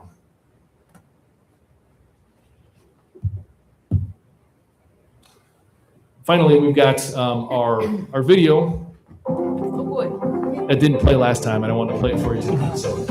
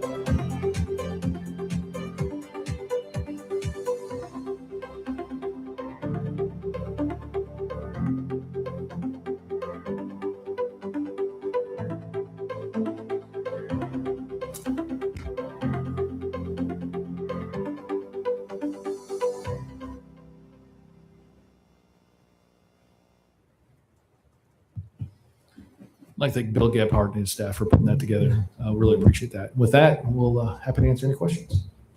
Questions? So I'll start out. This presentation just is so amazing, and I love how we have tailored our approach to streets in a way that makes sense for our community. So other cities will make these decisions and balance construction and maintenance differently, and that's up to them. But we get to make these decisions, and I love the intentionality and how, if anything, we're increasing our intentionality with the way in which we monitor streets and deliver a really high quality of service to our community. So, and this is why I'm very concerned about the legislature telling us how to make decisions for our community, because this just feels really personal. When it comes to the streets, this is a big part of local government. So commend the work of you and your team on this. I couldn't be any prouder of the team behind you. I do have just a couple of questions to follow up. So we've talked at other points about the schedule of some of our street construction projects. And you shared with us that the challenges your contractors have faced, and the reason for the delays have been labor shortage has been a big factor. And as we think about the 2026 construction schedule, do you anticipate anything changing with the way in which we're doing our contracts and bidding? Is what we've seen in the last couple of years, do you think sort of this is the new norm, or do you think that there could be some compression of the construction projects? I think my answer to that would be we're trying to adapt to what the industry is showing us as well. So I think what you might see this coming year is we are looking very intentionally at projects and how we phase and stage them. While the construction still might take a full season, we're trying to really phase that construction a little bit shorter in certain terms. So that way we can continually see progress. We don't want to tear up an entire street that might be 1,000 feet long and only be working on one end of it. That's when we see that happen, that's usually when we get some of that negative feedback from the public, and rightfully so. So we want to be really intentional on how we're working with these streets, how we're staging them, and how we're phasing them. Additionally, what you might see is more contracts, streets broken up that might have been lumped together in the past, where we're saying, you contractor can work on this street and not have to work on these 3 streets at the same time, to try to really be cognizant of how much work they can do and how much we can give them to ensure we're not overburdening the citizens with what we have for some of those construction timeframes. So I think you'll see that this season, as that's an effort by us intentionally to look at how can we help the public with some of that. That's a really great answer, and I am intrigued with the idea of breaking it up into components. Highland was a big challenge for us last year, and Highland was a particular interest, not just because of the convenience, but because of a public safety issue, because it was such an important thoroughfare and street for getting our public safety vehicles around. So thanks for the answer on that. I want to go back to the water main breaks for a second. So the chart that you showed compared Ames to a national average. And I'm just, as a sounding board, do you think that we should be comparing us to a national average where different regions of the country experience very different climate? Would it be better, as a better measure, to look at our water main breaks compared to other Iowa communities or at least Midwestern communities? Could you speak to that comparison? Absolutely. And I think what to your point, that's what this graph shows. Okay. I said national average and it's incorrect. So the national average is actually a little bit lower than what we have there. What this average reflects is about 12 upper Midwest communities, or excuse me, states, 12 upper Midwest states that are in, I can't remember, I think it's region 3. So Utah State University every 2 years does a very large survey and very large database. What you see they're changing, especially on what I call the national average and the steps down, has been a result of that. They get more data and more data and more data. And what we've been finally been able to do in 2024 is have this data that we can look at that really reflects the upper Midwest community. So I think that's very representative of what I call upper Midwest communities. And have we seen this before? Because that seems new to me. I don't remember seeing I it. believe we had it last Did you have it year. last year? But I love think the data came out in 2024, so I'm not sure if I had it for the presentation or not. Yeah. So it's, I mean, we're always about benchmarking, right? And seeing where we can grow.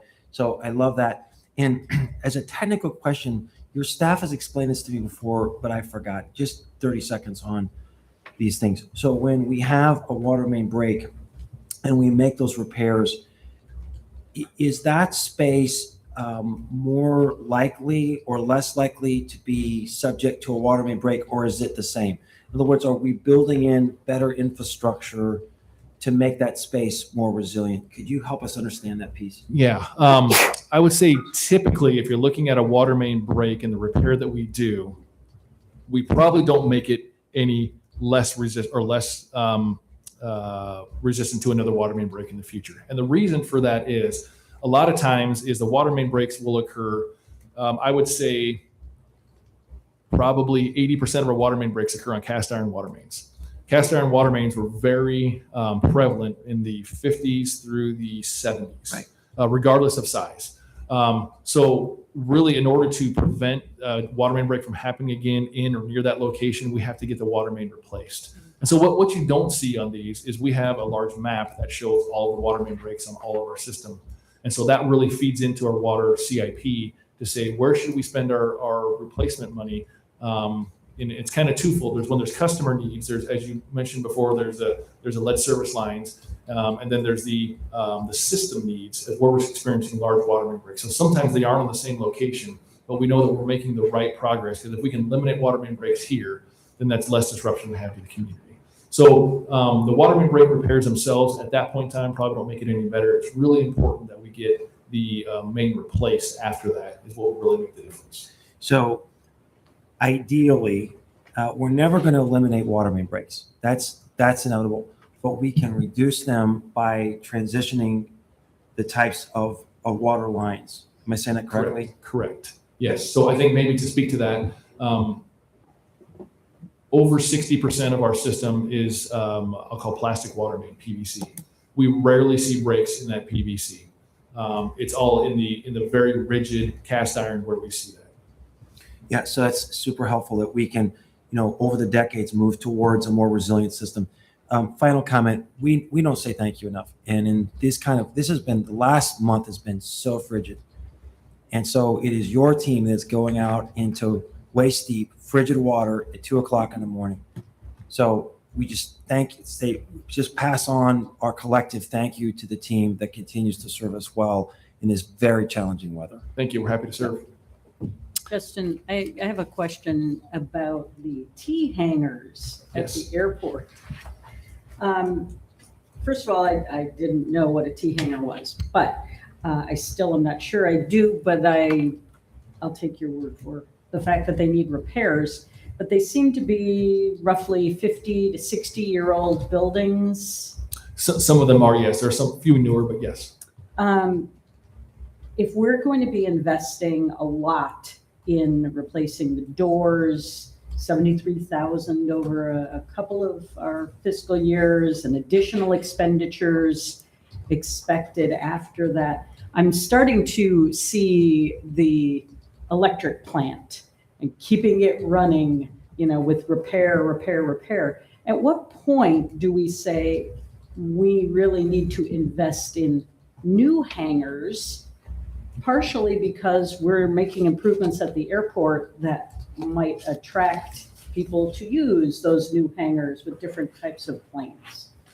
I think this presents an opportunity for us to look deeper into some of that longer lifespan that goes on down there.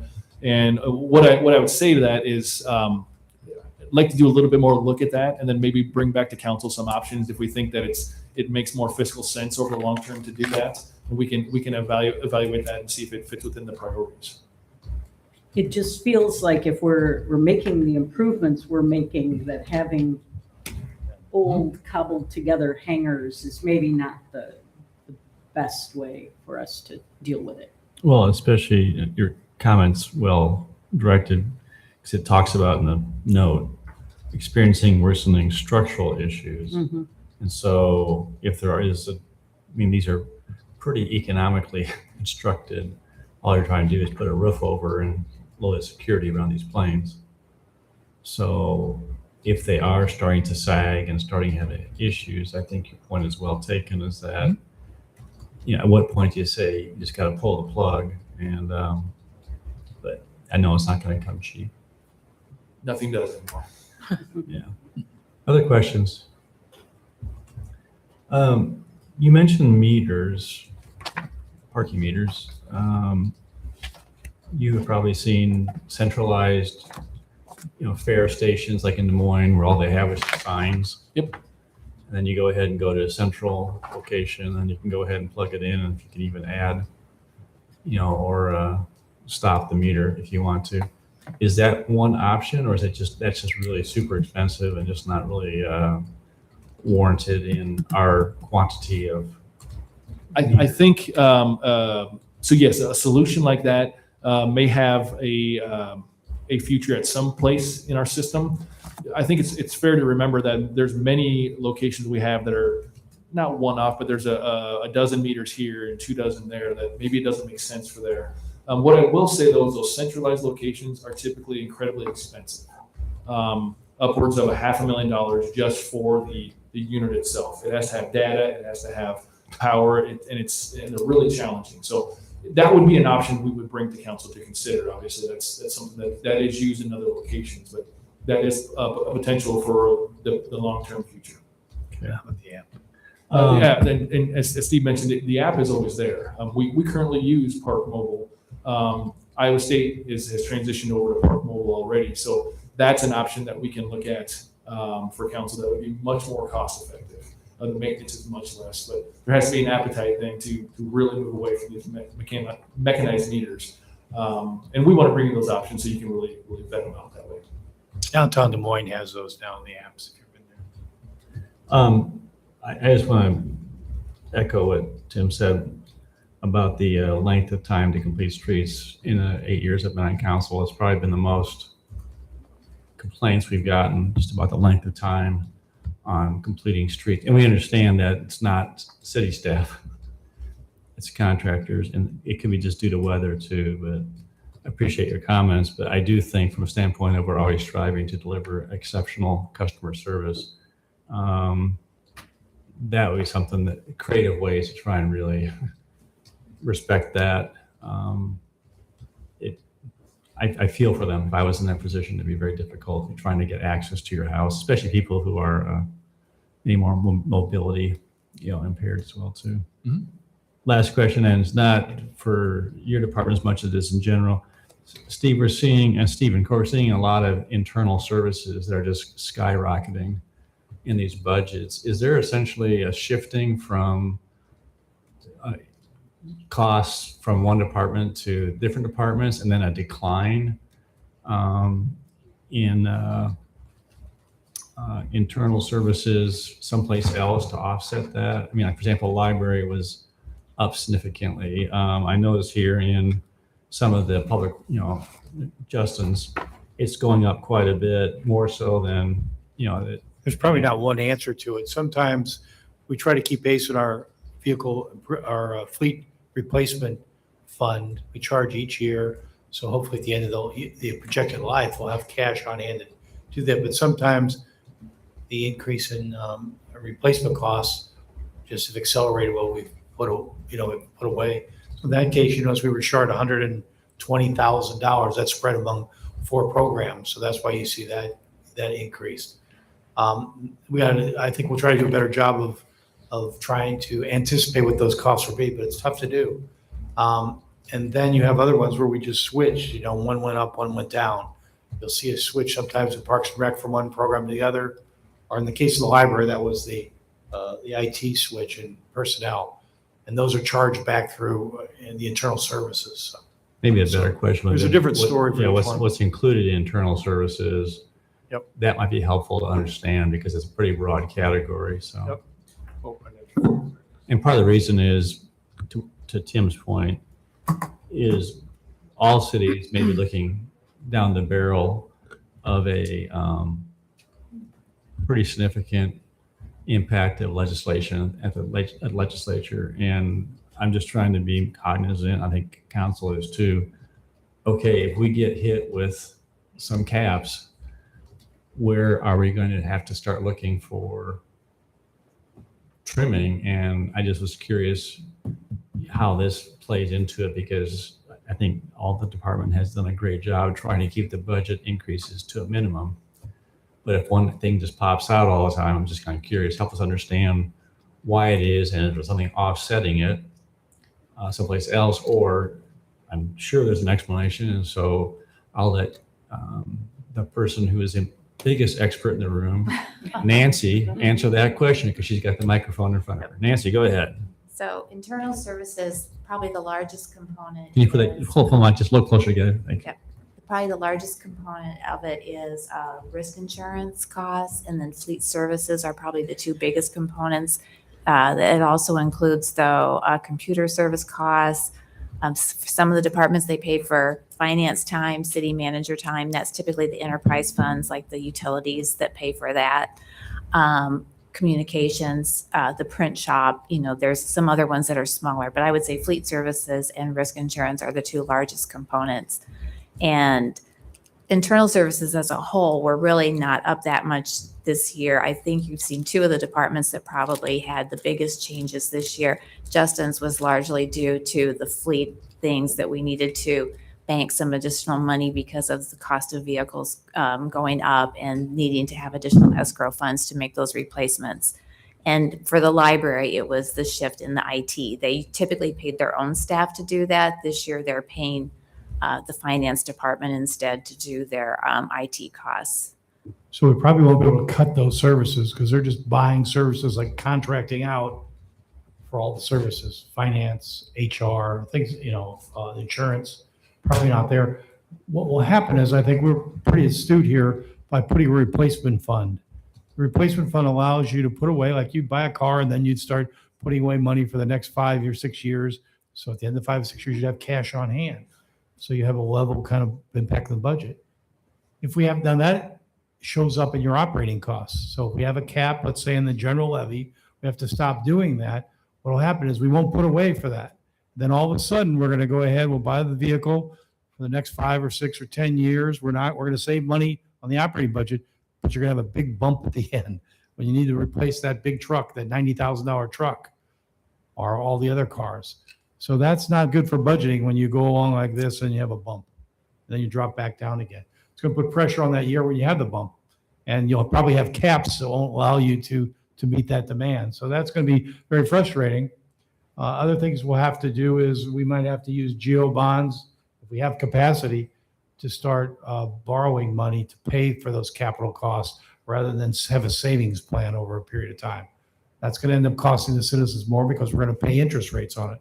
We're just going to increase or decrease our debt capacity by doing it. Probably all that aren't very sound financial strategies, but cities might be forced to do those type of things. It's kind of ironic. We're trying to save the taxpayers money, and in many cases, we're going to be doing things that are just opposite of that. All right. Thank you, Justin. Appreciate your report. Thank you.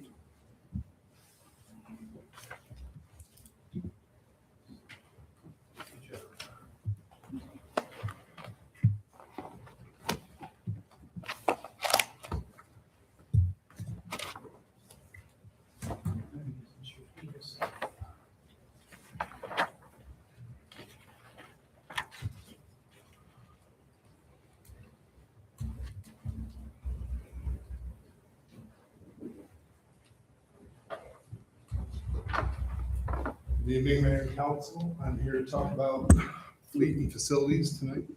We'll start with fleet, which is page 282 in the budget. Just wanted to talk about the green fleet. So right now we have 10 all-electric vehicles in service. I think we have one more that'll go in service this month. We continue to do the $50,000 from the Fleet Services Reserve Fund. I think Steve's explained that to you. That's the interest money from that replacement fund you were just talking about. When we make interest on that, we put it in a fund and we use it for one-time projects to help departments keep our operating or administrative costs, one-time projects down. And this will be our 4th year of helping buy all electric or hybrid vehicles. One thing to point out is the Ford Lightning is discontinued. They stopped making those in May of last year and officially killed it off in November. And you'll kind of all electric across the board is going down. There really is no usable pickup truck for the city right now. Ford's talked about a new truck maybe next year, but there's no information on what it will look like. It's not on an existing platform. And in 3 years, they may come back with a new, they're calling it extended range electric vehicle, where they'll actually put a gas motor in it to charge the batteries. So the gas, and that would be similar to the hybrid loader we use at Resource Recovery. So you'd have basically a generator plant on the truck that would charge the batteries. So that could be a good option in the future, but I think there's a lot up in the air with current electric and tariffs and batteries and things like that. So something we'll keep an eye on. Hybrids have increased though, so that is a good part. So even though electric's going away, there is more hybrid, plug-in hybrid options that we'll look at. Future activities for fleet, R3C going on in operation will impact us quite a bit with the amount of vehicles and equipment they'll have. So you can see we put, again, that fleet services reserve fund, we're using that money to get more equipment to help service, because we'll have several semi-trucks, several trailers, and all the associated equipment for that plant that we'll need to take care of. The fueling with the DOT was canceled. We talked about that briefly last year at budget. Diesel fueling went to fuel cards, and gasoline is served by Iowa State. We couldn't do both at Iowa State because if you've been by their fuel station there on Hazel, it's hard to get large diesel trucks into that site. So some of our smaller diesel can. In the future, we're looking at R3C could be a site for B100 and diesel tanks to serve our fleet. And then obviously Cyride has a big fueling project going on. Can we work with them, maybe part of that contract? So those are all things we'll consider in the future and come back. So on the Cyride, do we use the same fuel that Cyride is going to be having in their fuel farm? Yeah, so I think Cyride's grant will go to a B100 tank and a diesel tank, and then they'll be able to blend their own. So maybe that's a backup option for some city vehicles, but then we could maybe also be part of their larger contract. The amount of diesel they use is even quite a bit more than we do, so that should help our pricing. Do we? That would seem to make sense to try and, if you're building one fuel tank system and dispensing system, if you can somehow track it, I mean, yeah, that makes a lot of sense. But anyway. Yeah, we'll keep working on that. Do we envision the R3C equipment to be to use the biodiesel like the Yes. pilot we had done with the other heavy vehicles? So we expect all those semi-trucks to be outfitted with the Optimus Optimus, system. thank you. I was use trying the- to remember that word. To use the B100, my maintenance staff did work this year to put bypasses on our truck. Oh, In case there was an issue, B100 gets too expensive or it's not available, sure. we could simply bypass and you could fill both tanks with regular With diesel. standard. So that'll help them quite a bit. Thank you. There is a fueling area though at the R3C, isn't there? They're trying to. Yeah. That's Our not. preliminary plan is we think we'll probably move our existing B100 tank and potentially purchase a above ground diesel tank to put on that site, because they'll be a large user. And so then we would get access to all the other city vehicles to go in and fuel there. We'll probably keep the cards as backups, and we have found they are handy if you're across town and need fuel. It works, and we use the cards for backup. We'd probably still use Iowa State for gasoline at this point. And with the discontinuation of the Lightning, what's the market or industry saying about parts to service that, since there wasn't a huge production? I mean, there were some produced, but it wasn't like it's been for years and years and years and years. Yeah, I think the good part is they're basically built on the F-150 platform. Okay. So most parts are available, and the batteries have that 10-year warranty. And being with a company like Ford, I think we're pretty confident that they'll stay in place. Thank you. So just kind of go over operations. You can see, we talk about this, our hourly rate, we charge like a business. So that will go up. You can see that increase, which is mostly personnel costs that drive that hourly rate increase. We talk about our administrative fees. That covers kind of all of our overhead of staffing and software and all the things we do to run the fleet. That goes up. Good news is we estimate fuel will go down by 20 cents the next year. I think you can already see that happening. We do have a parts increase. The parts continue to increase for across the board for vehicles. And in 24-25, not in these budget, but kind of the last full fiscal year, we did have 33 purchases. So we kind of show we've kind of gotten past that COVID era of supply chain issues, and we're getting back to what we expect to see for replacements. So this shows fuel costs kind of over the last year and a half. You can see kind kind of that February, March timeframe, where we stopped DOT. For some reason, they gave us a deal on diesel the last month. I'm not sure why. But then you can see WEX is the cards. So that's our card system. That's through the state of Iowa. Since it was a state of Iowa contract, we have no cost to use those cards. So it's been a great stopgap for now. We do buy some ISU diesel. The smaller trucks can use that, or if they're filling something maybe on a trailer. WEX diesel is mostly what our Public Works Department uses now.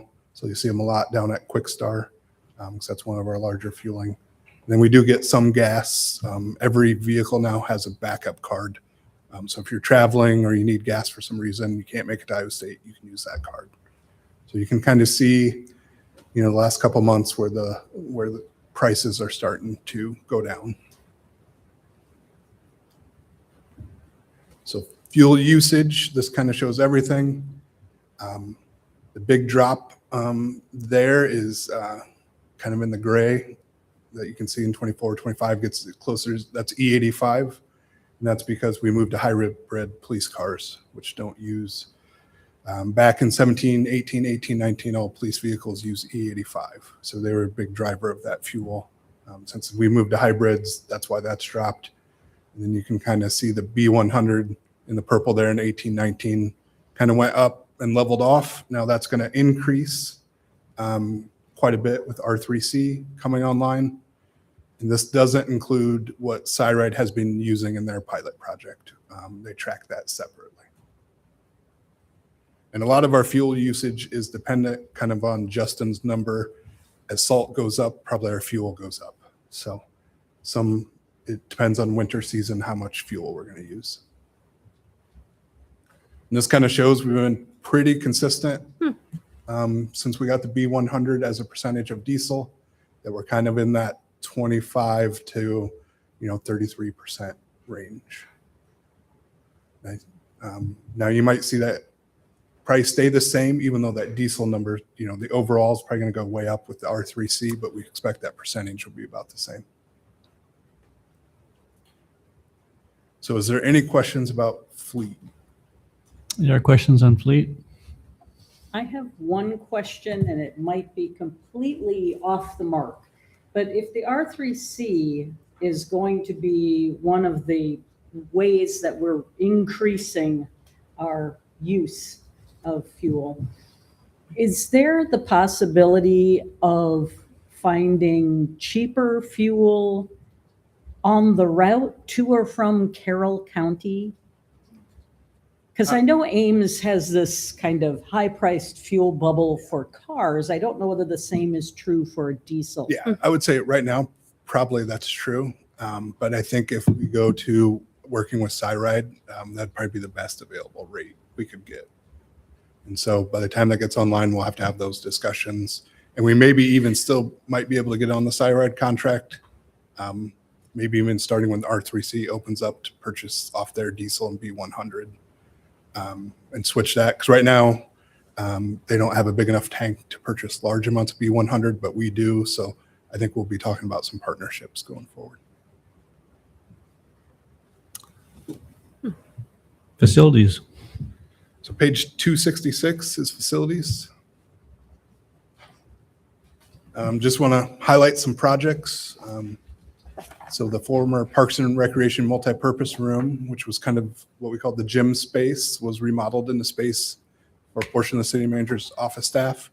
That's been occupied for several months now since the carpet project ended. We put some money into the budget, and we kind of call this space needs. And so this is when we have projects like that where we may need to remodel or move people around or add an office. So this gives us some flexibility to help departments with that. All the carpet and painting has been completed in City Hall except the lobby, and we'll be working on that this winter and spring to get all the wallpaper off and get that ready for paint. The auditorium HVAC is in service. We're just kind of finishing up on the controls end of things, but it's been working for quite a few months now in the winter.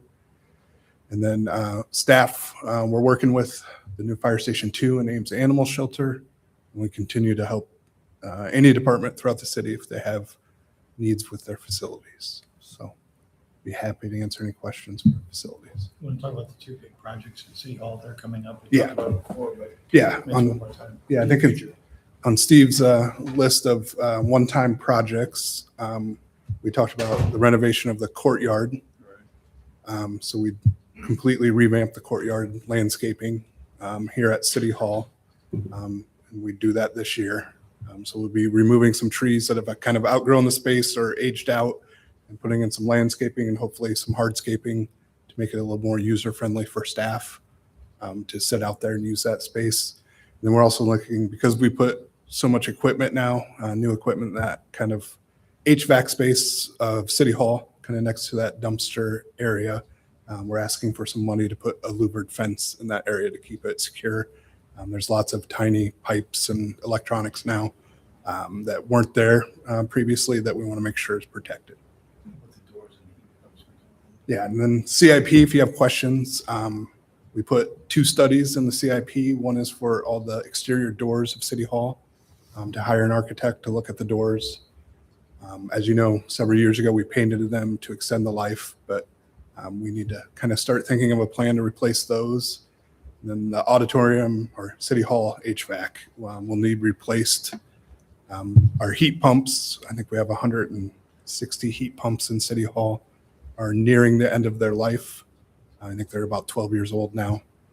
So we want to have a mechanical engineer come in and really give us an idea of what it's going to take, what some options are for green options, some estimated costs, because those could both be larger projects that we'll have to consider moving forward.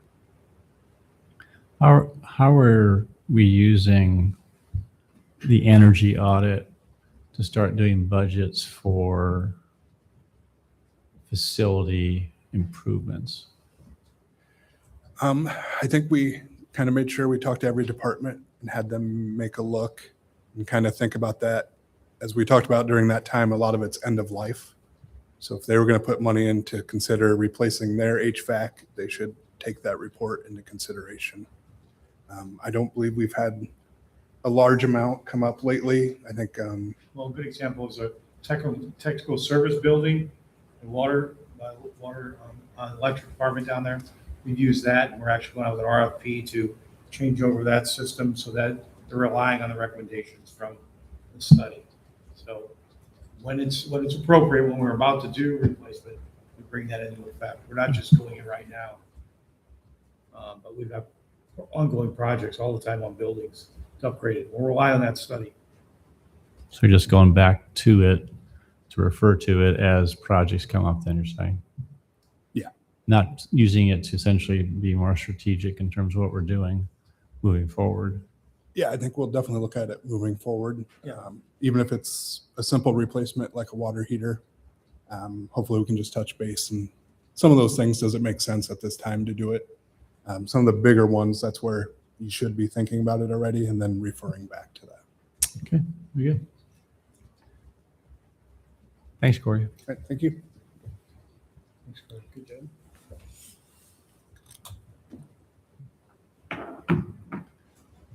Corey 1, Corey 2. Or should I say Corey M, Corey G. Brian refers to us as Corey Cars and Corey Cash. So What's that? Brian refers to us as Corey Cars and Corey Cash. So that's the distinction between us.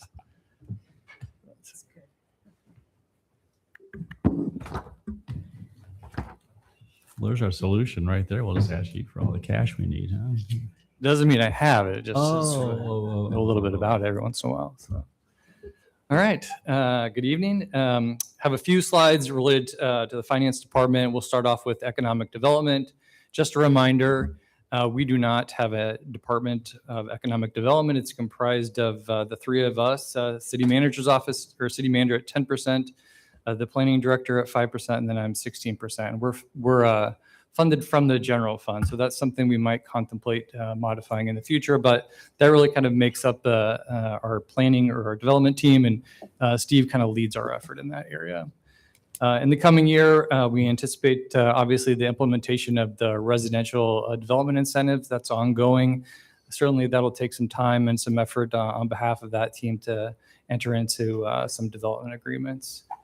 We do have 2 remaining TIF rebates in place. So we anticipate about a $450,000 increase, $450,000 rebate for the North Dayton Industrial Subdivision. That's up from $175,000 in the current fiscal year.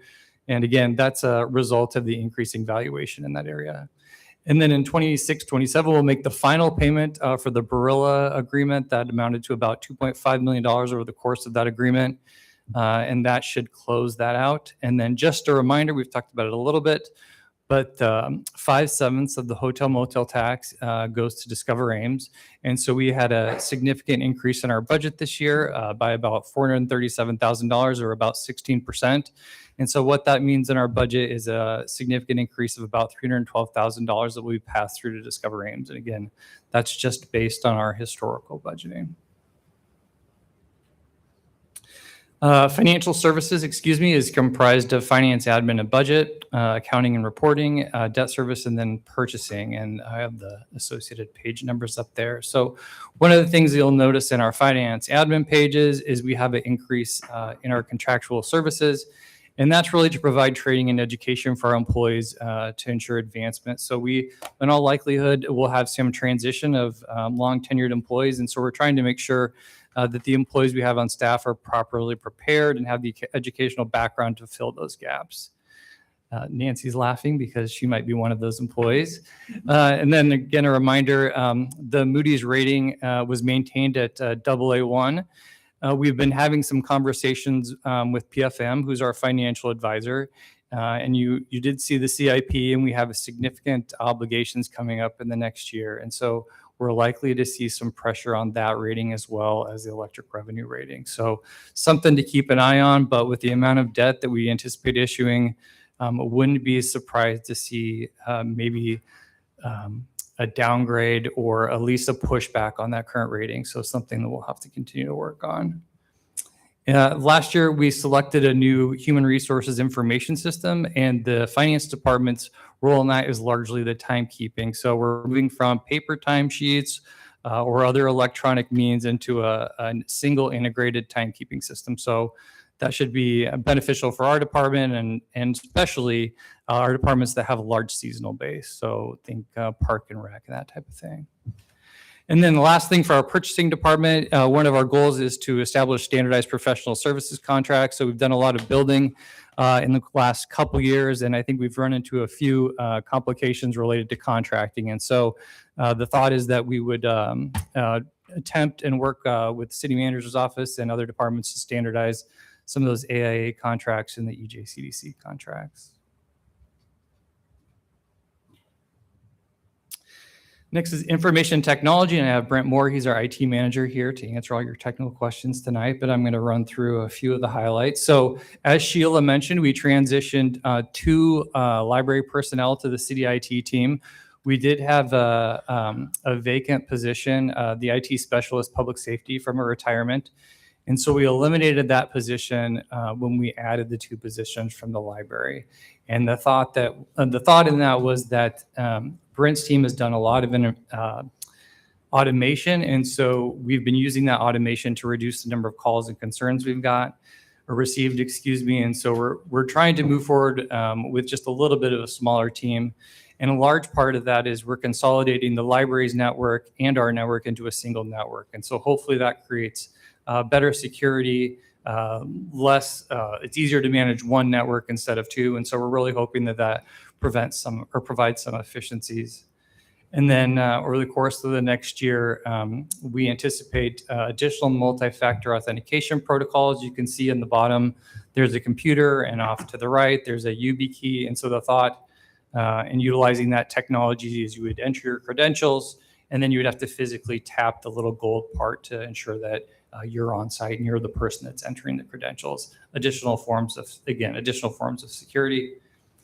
And then over the next year, we anticipate providing or upgrading our backup servers and then reviewing our backup protocol. So again, all good things that ensure the viability of the city's system. I believe our second to last slide is utility customer service. So that's the people that you see down in the front of the building when you enter City Hall. You've heard a little bit about AMI. And as a result of that AMI implementation, we're reducing our meter readers from 4 down to 1. We just simply won't have the routes to read. So we figured and believe that one person can perform that role. And so we've been working with the HR department, city manager's office, and other department staff to provide job shadowing opportunities, provide additional educational opportunities, and worked with those employees about, I think it was 14 months in advance to let them know this is happening. And so our hope is that through attrition in the organization and through open opportunities, we can find a place for them and an opportunity that they feel is in their best interest. And then also as a result of that project, we're implementing a new customer service portal. So the city's online utility access will look a little bit different. It'll be a little bit more streamlined, look a little more modern, which is good, and then provide additional links instead of having kind of a multifaceted approach to paying your bill, looking at your bill. It'll all be a little bit more streamlined. Last year, we also selected a new bill provider, and normally that wouldn't be quite as big of a deal, but we found that the post office had experienced some delays in getting our bills sent from Dallas. And so we had a number of complaints that we were out of compliance with state law regard to the timing of our billing. And so we were able to find a new bill print provider out of just the west side of Chicago. We're getting the bills much quicker, and the additional services that they provide, or they allow us to track when the bill is sent from their location, when it arrives at our residents' mailboxes here in Ames, and then also when, if you're making a payment by mail, when that is inserted into the mail. So we have a much better job, or we can do a much better job of tracking and making sure that our customers are getting the information on time. And then I think the last thing is we selected a new credit card processor. Not very exciting, except for that the new service comes with some additional communication methods in terms of texting. So particularly with the student population, we didn't have a texting alternative to remind people that their bills were due or that they were past due, or maybe that they should remind them to turn off services as they leave their apartments and end their rental periods. And so we believe there's an opt-in option for this new communication methods, and we think that'll reduce a lot of the concerns that we have about not being able to communicate. So we're looking forward to that. And then lastly, just a little bit of information on some of our parking violation collection. So since 2015, we have about $680,000 worth of outstanding parking tickets and about $857,000 worth of utilities. And again, that's just since 2015. And we started using the registration stops process almost 2 years ago. So in 2025, we collected about 4,000 tickets, and that amounted to about $48,000. And in the current fiscal year, we've collected about $2,600 tickets, which is amount to about $31,000. So we're seeing that drop a little bit, but we still believe that the results from that are pretty good. And this last June, we entered into an agreement with the set-off program. So you really haven't seen much activity there. But as tax season approaches, we expect those certifications to the set-off program to start yielding significant returns. And there is an appeal process. We've had a couple of those come through where they can call the city offices, and we hold an appeal process if they say the utility of their parking tickets aren't theirs, or they never lived in Ames, or somebody falsified their social security number. There's an appeal process with us, with the city, and there's also an appeal process at the state. And so we feel good about if somebody does have a concern, we can work through the process and make sure that it is a valid parking ticket or a valid past due utility bill. And I think that's all the slides I have for tonight. Thanks, Corey. Questions? Corey, I know the dollar amount's small with the set-off program, but how much time might be spent then with someone calling in and saying, that wasn't me, and going through that appeal process? Just curious. Yeah, well, I think there would be a lot, but that conversation tends to be pretty short because we use a validation of social security numbers historically. And so the thought is this your social security number? Did you live at this location? It's a pretty quick turnaround. I think we may have had one or two where we went through an extended process, but most of them are pretty quick and are handled by our customer service reps. Perfect.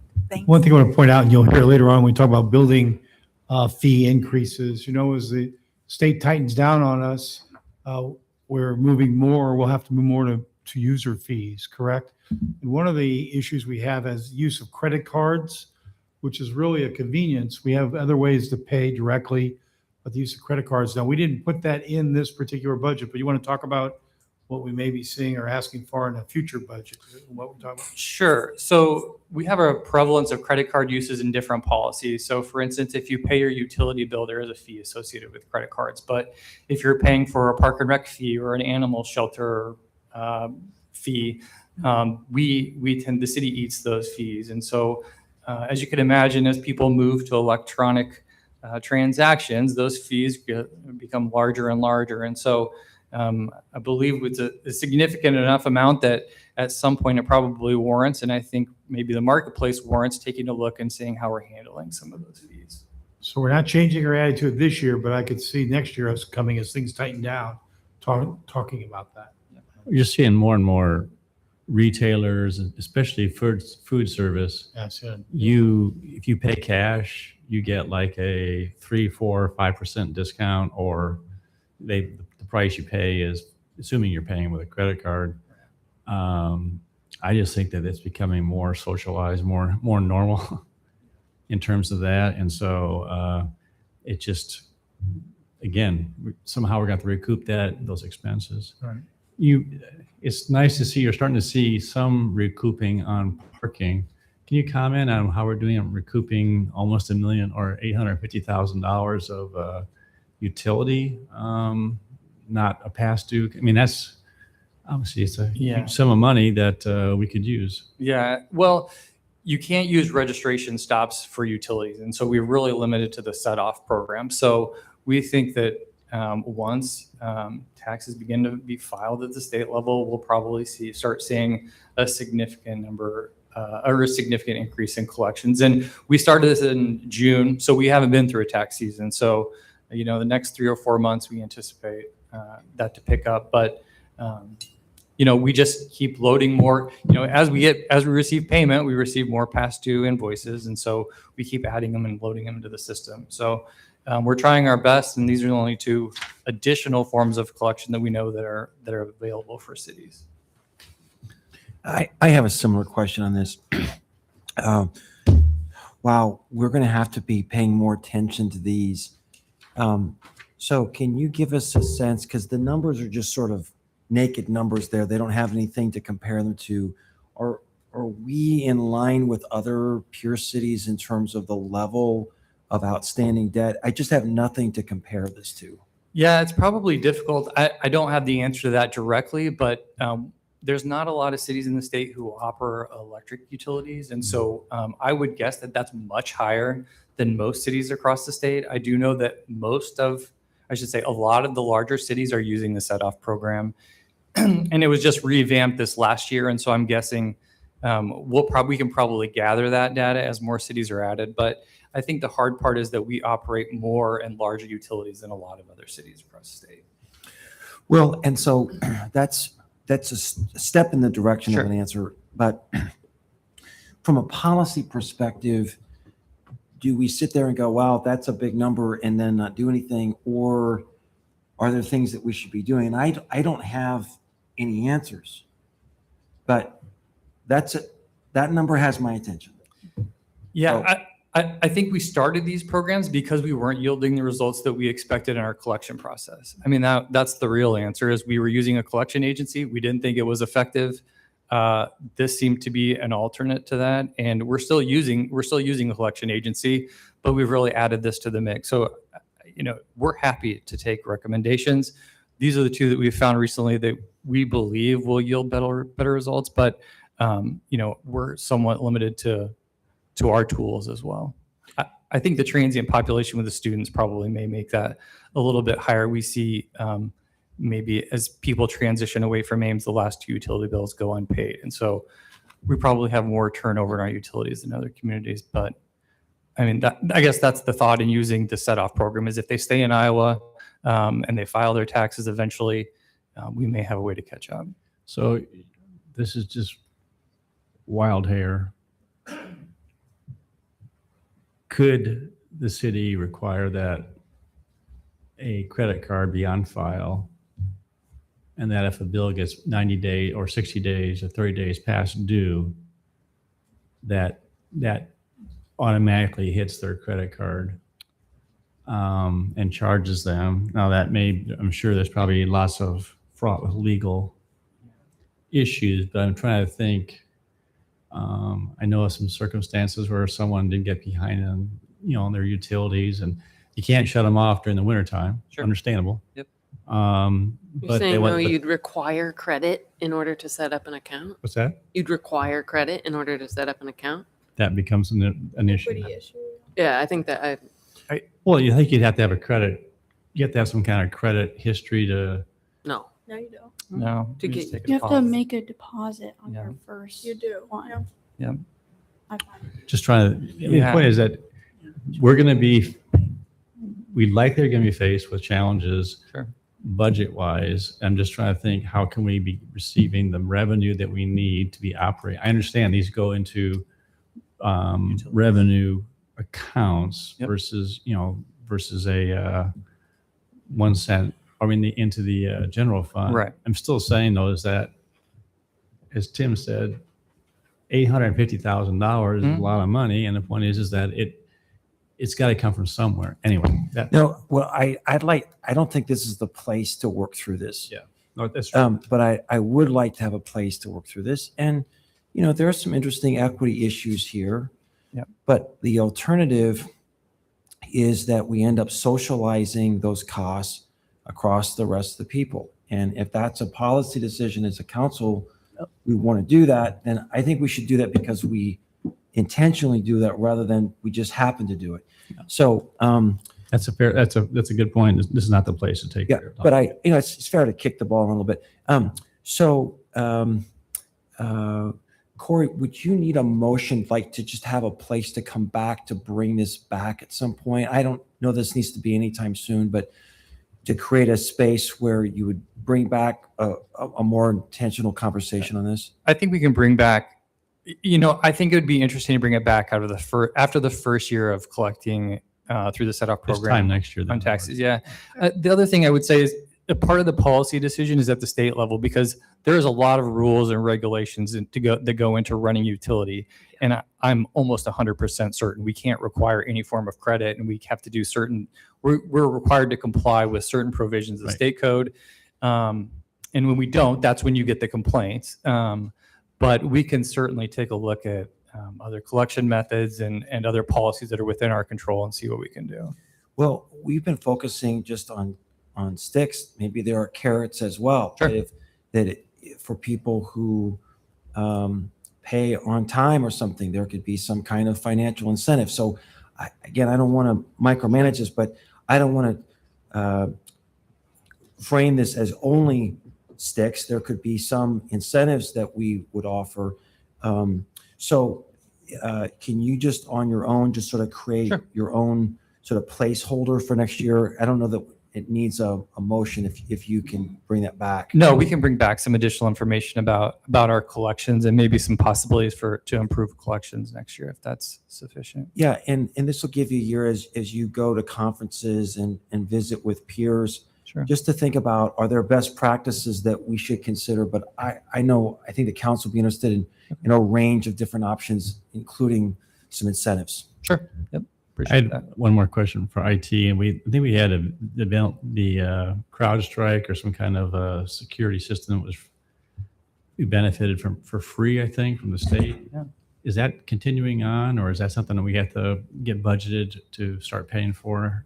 Yes, thank you. You brought it up to our attention. We implemented it right away. It has been in place now for, let me think, about 18 months or so, somewhere in there. It is a line in the budget that shows CrowdStrike approximately 18,000 with a budget number of 0. So it's in there as a placeholder. It is still active with the state of Iowa, and it's been a great relationship. Maybe just explain what the benefits have been because security is always a concern for everybody. So CrowdStrike is an endpoint protection software. It's installed on all of our Windows computers throughout the city. It monitors the computer for good activity versus nefarious activity. When something very bad happens, we get a phone call from the state of Iowa and asked us to go look at this computer and see what's going on. The majority of them are false positives, but we had a medium rated event maybe 6 months ago that we got cleaned up right away. It's been very good. Is that monitored 24/7 by the state? Is that right? Correct. Monitored 24/7 by the state of Iowa. The licenses we have are part of the state of Iowa's licensing pool. Again, staffed by the state of Iowa's Network Operations Center 24/7. So is that continuing on then at no cost? It's a grant, wasn't it? Yes, it was a federal government grant, as I understand it. And yes, we are continuing to use it. I thought they had like a sunset of like this month or next month, but that's not true. It's continuing on.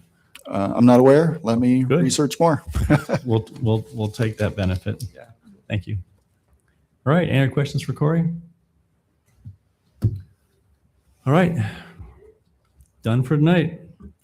Unless you have any closing See you comments. tomorrow night. All right. Entertain a motion to adjourn. So moved. Second. All right. Those in favor say aye. Hi. Aye. We are adjourned. See you tomorrow night.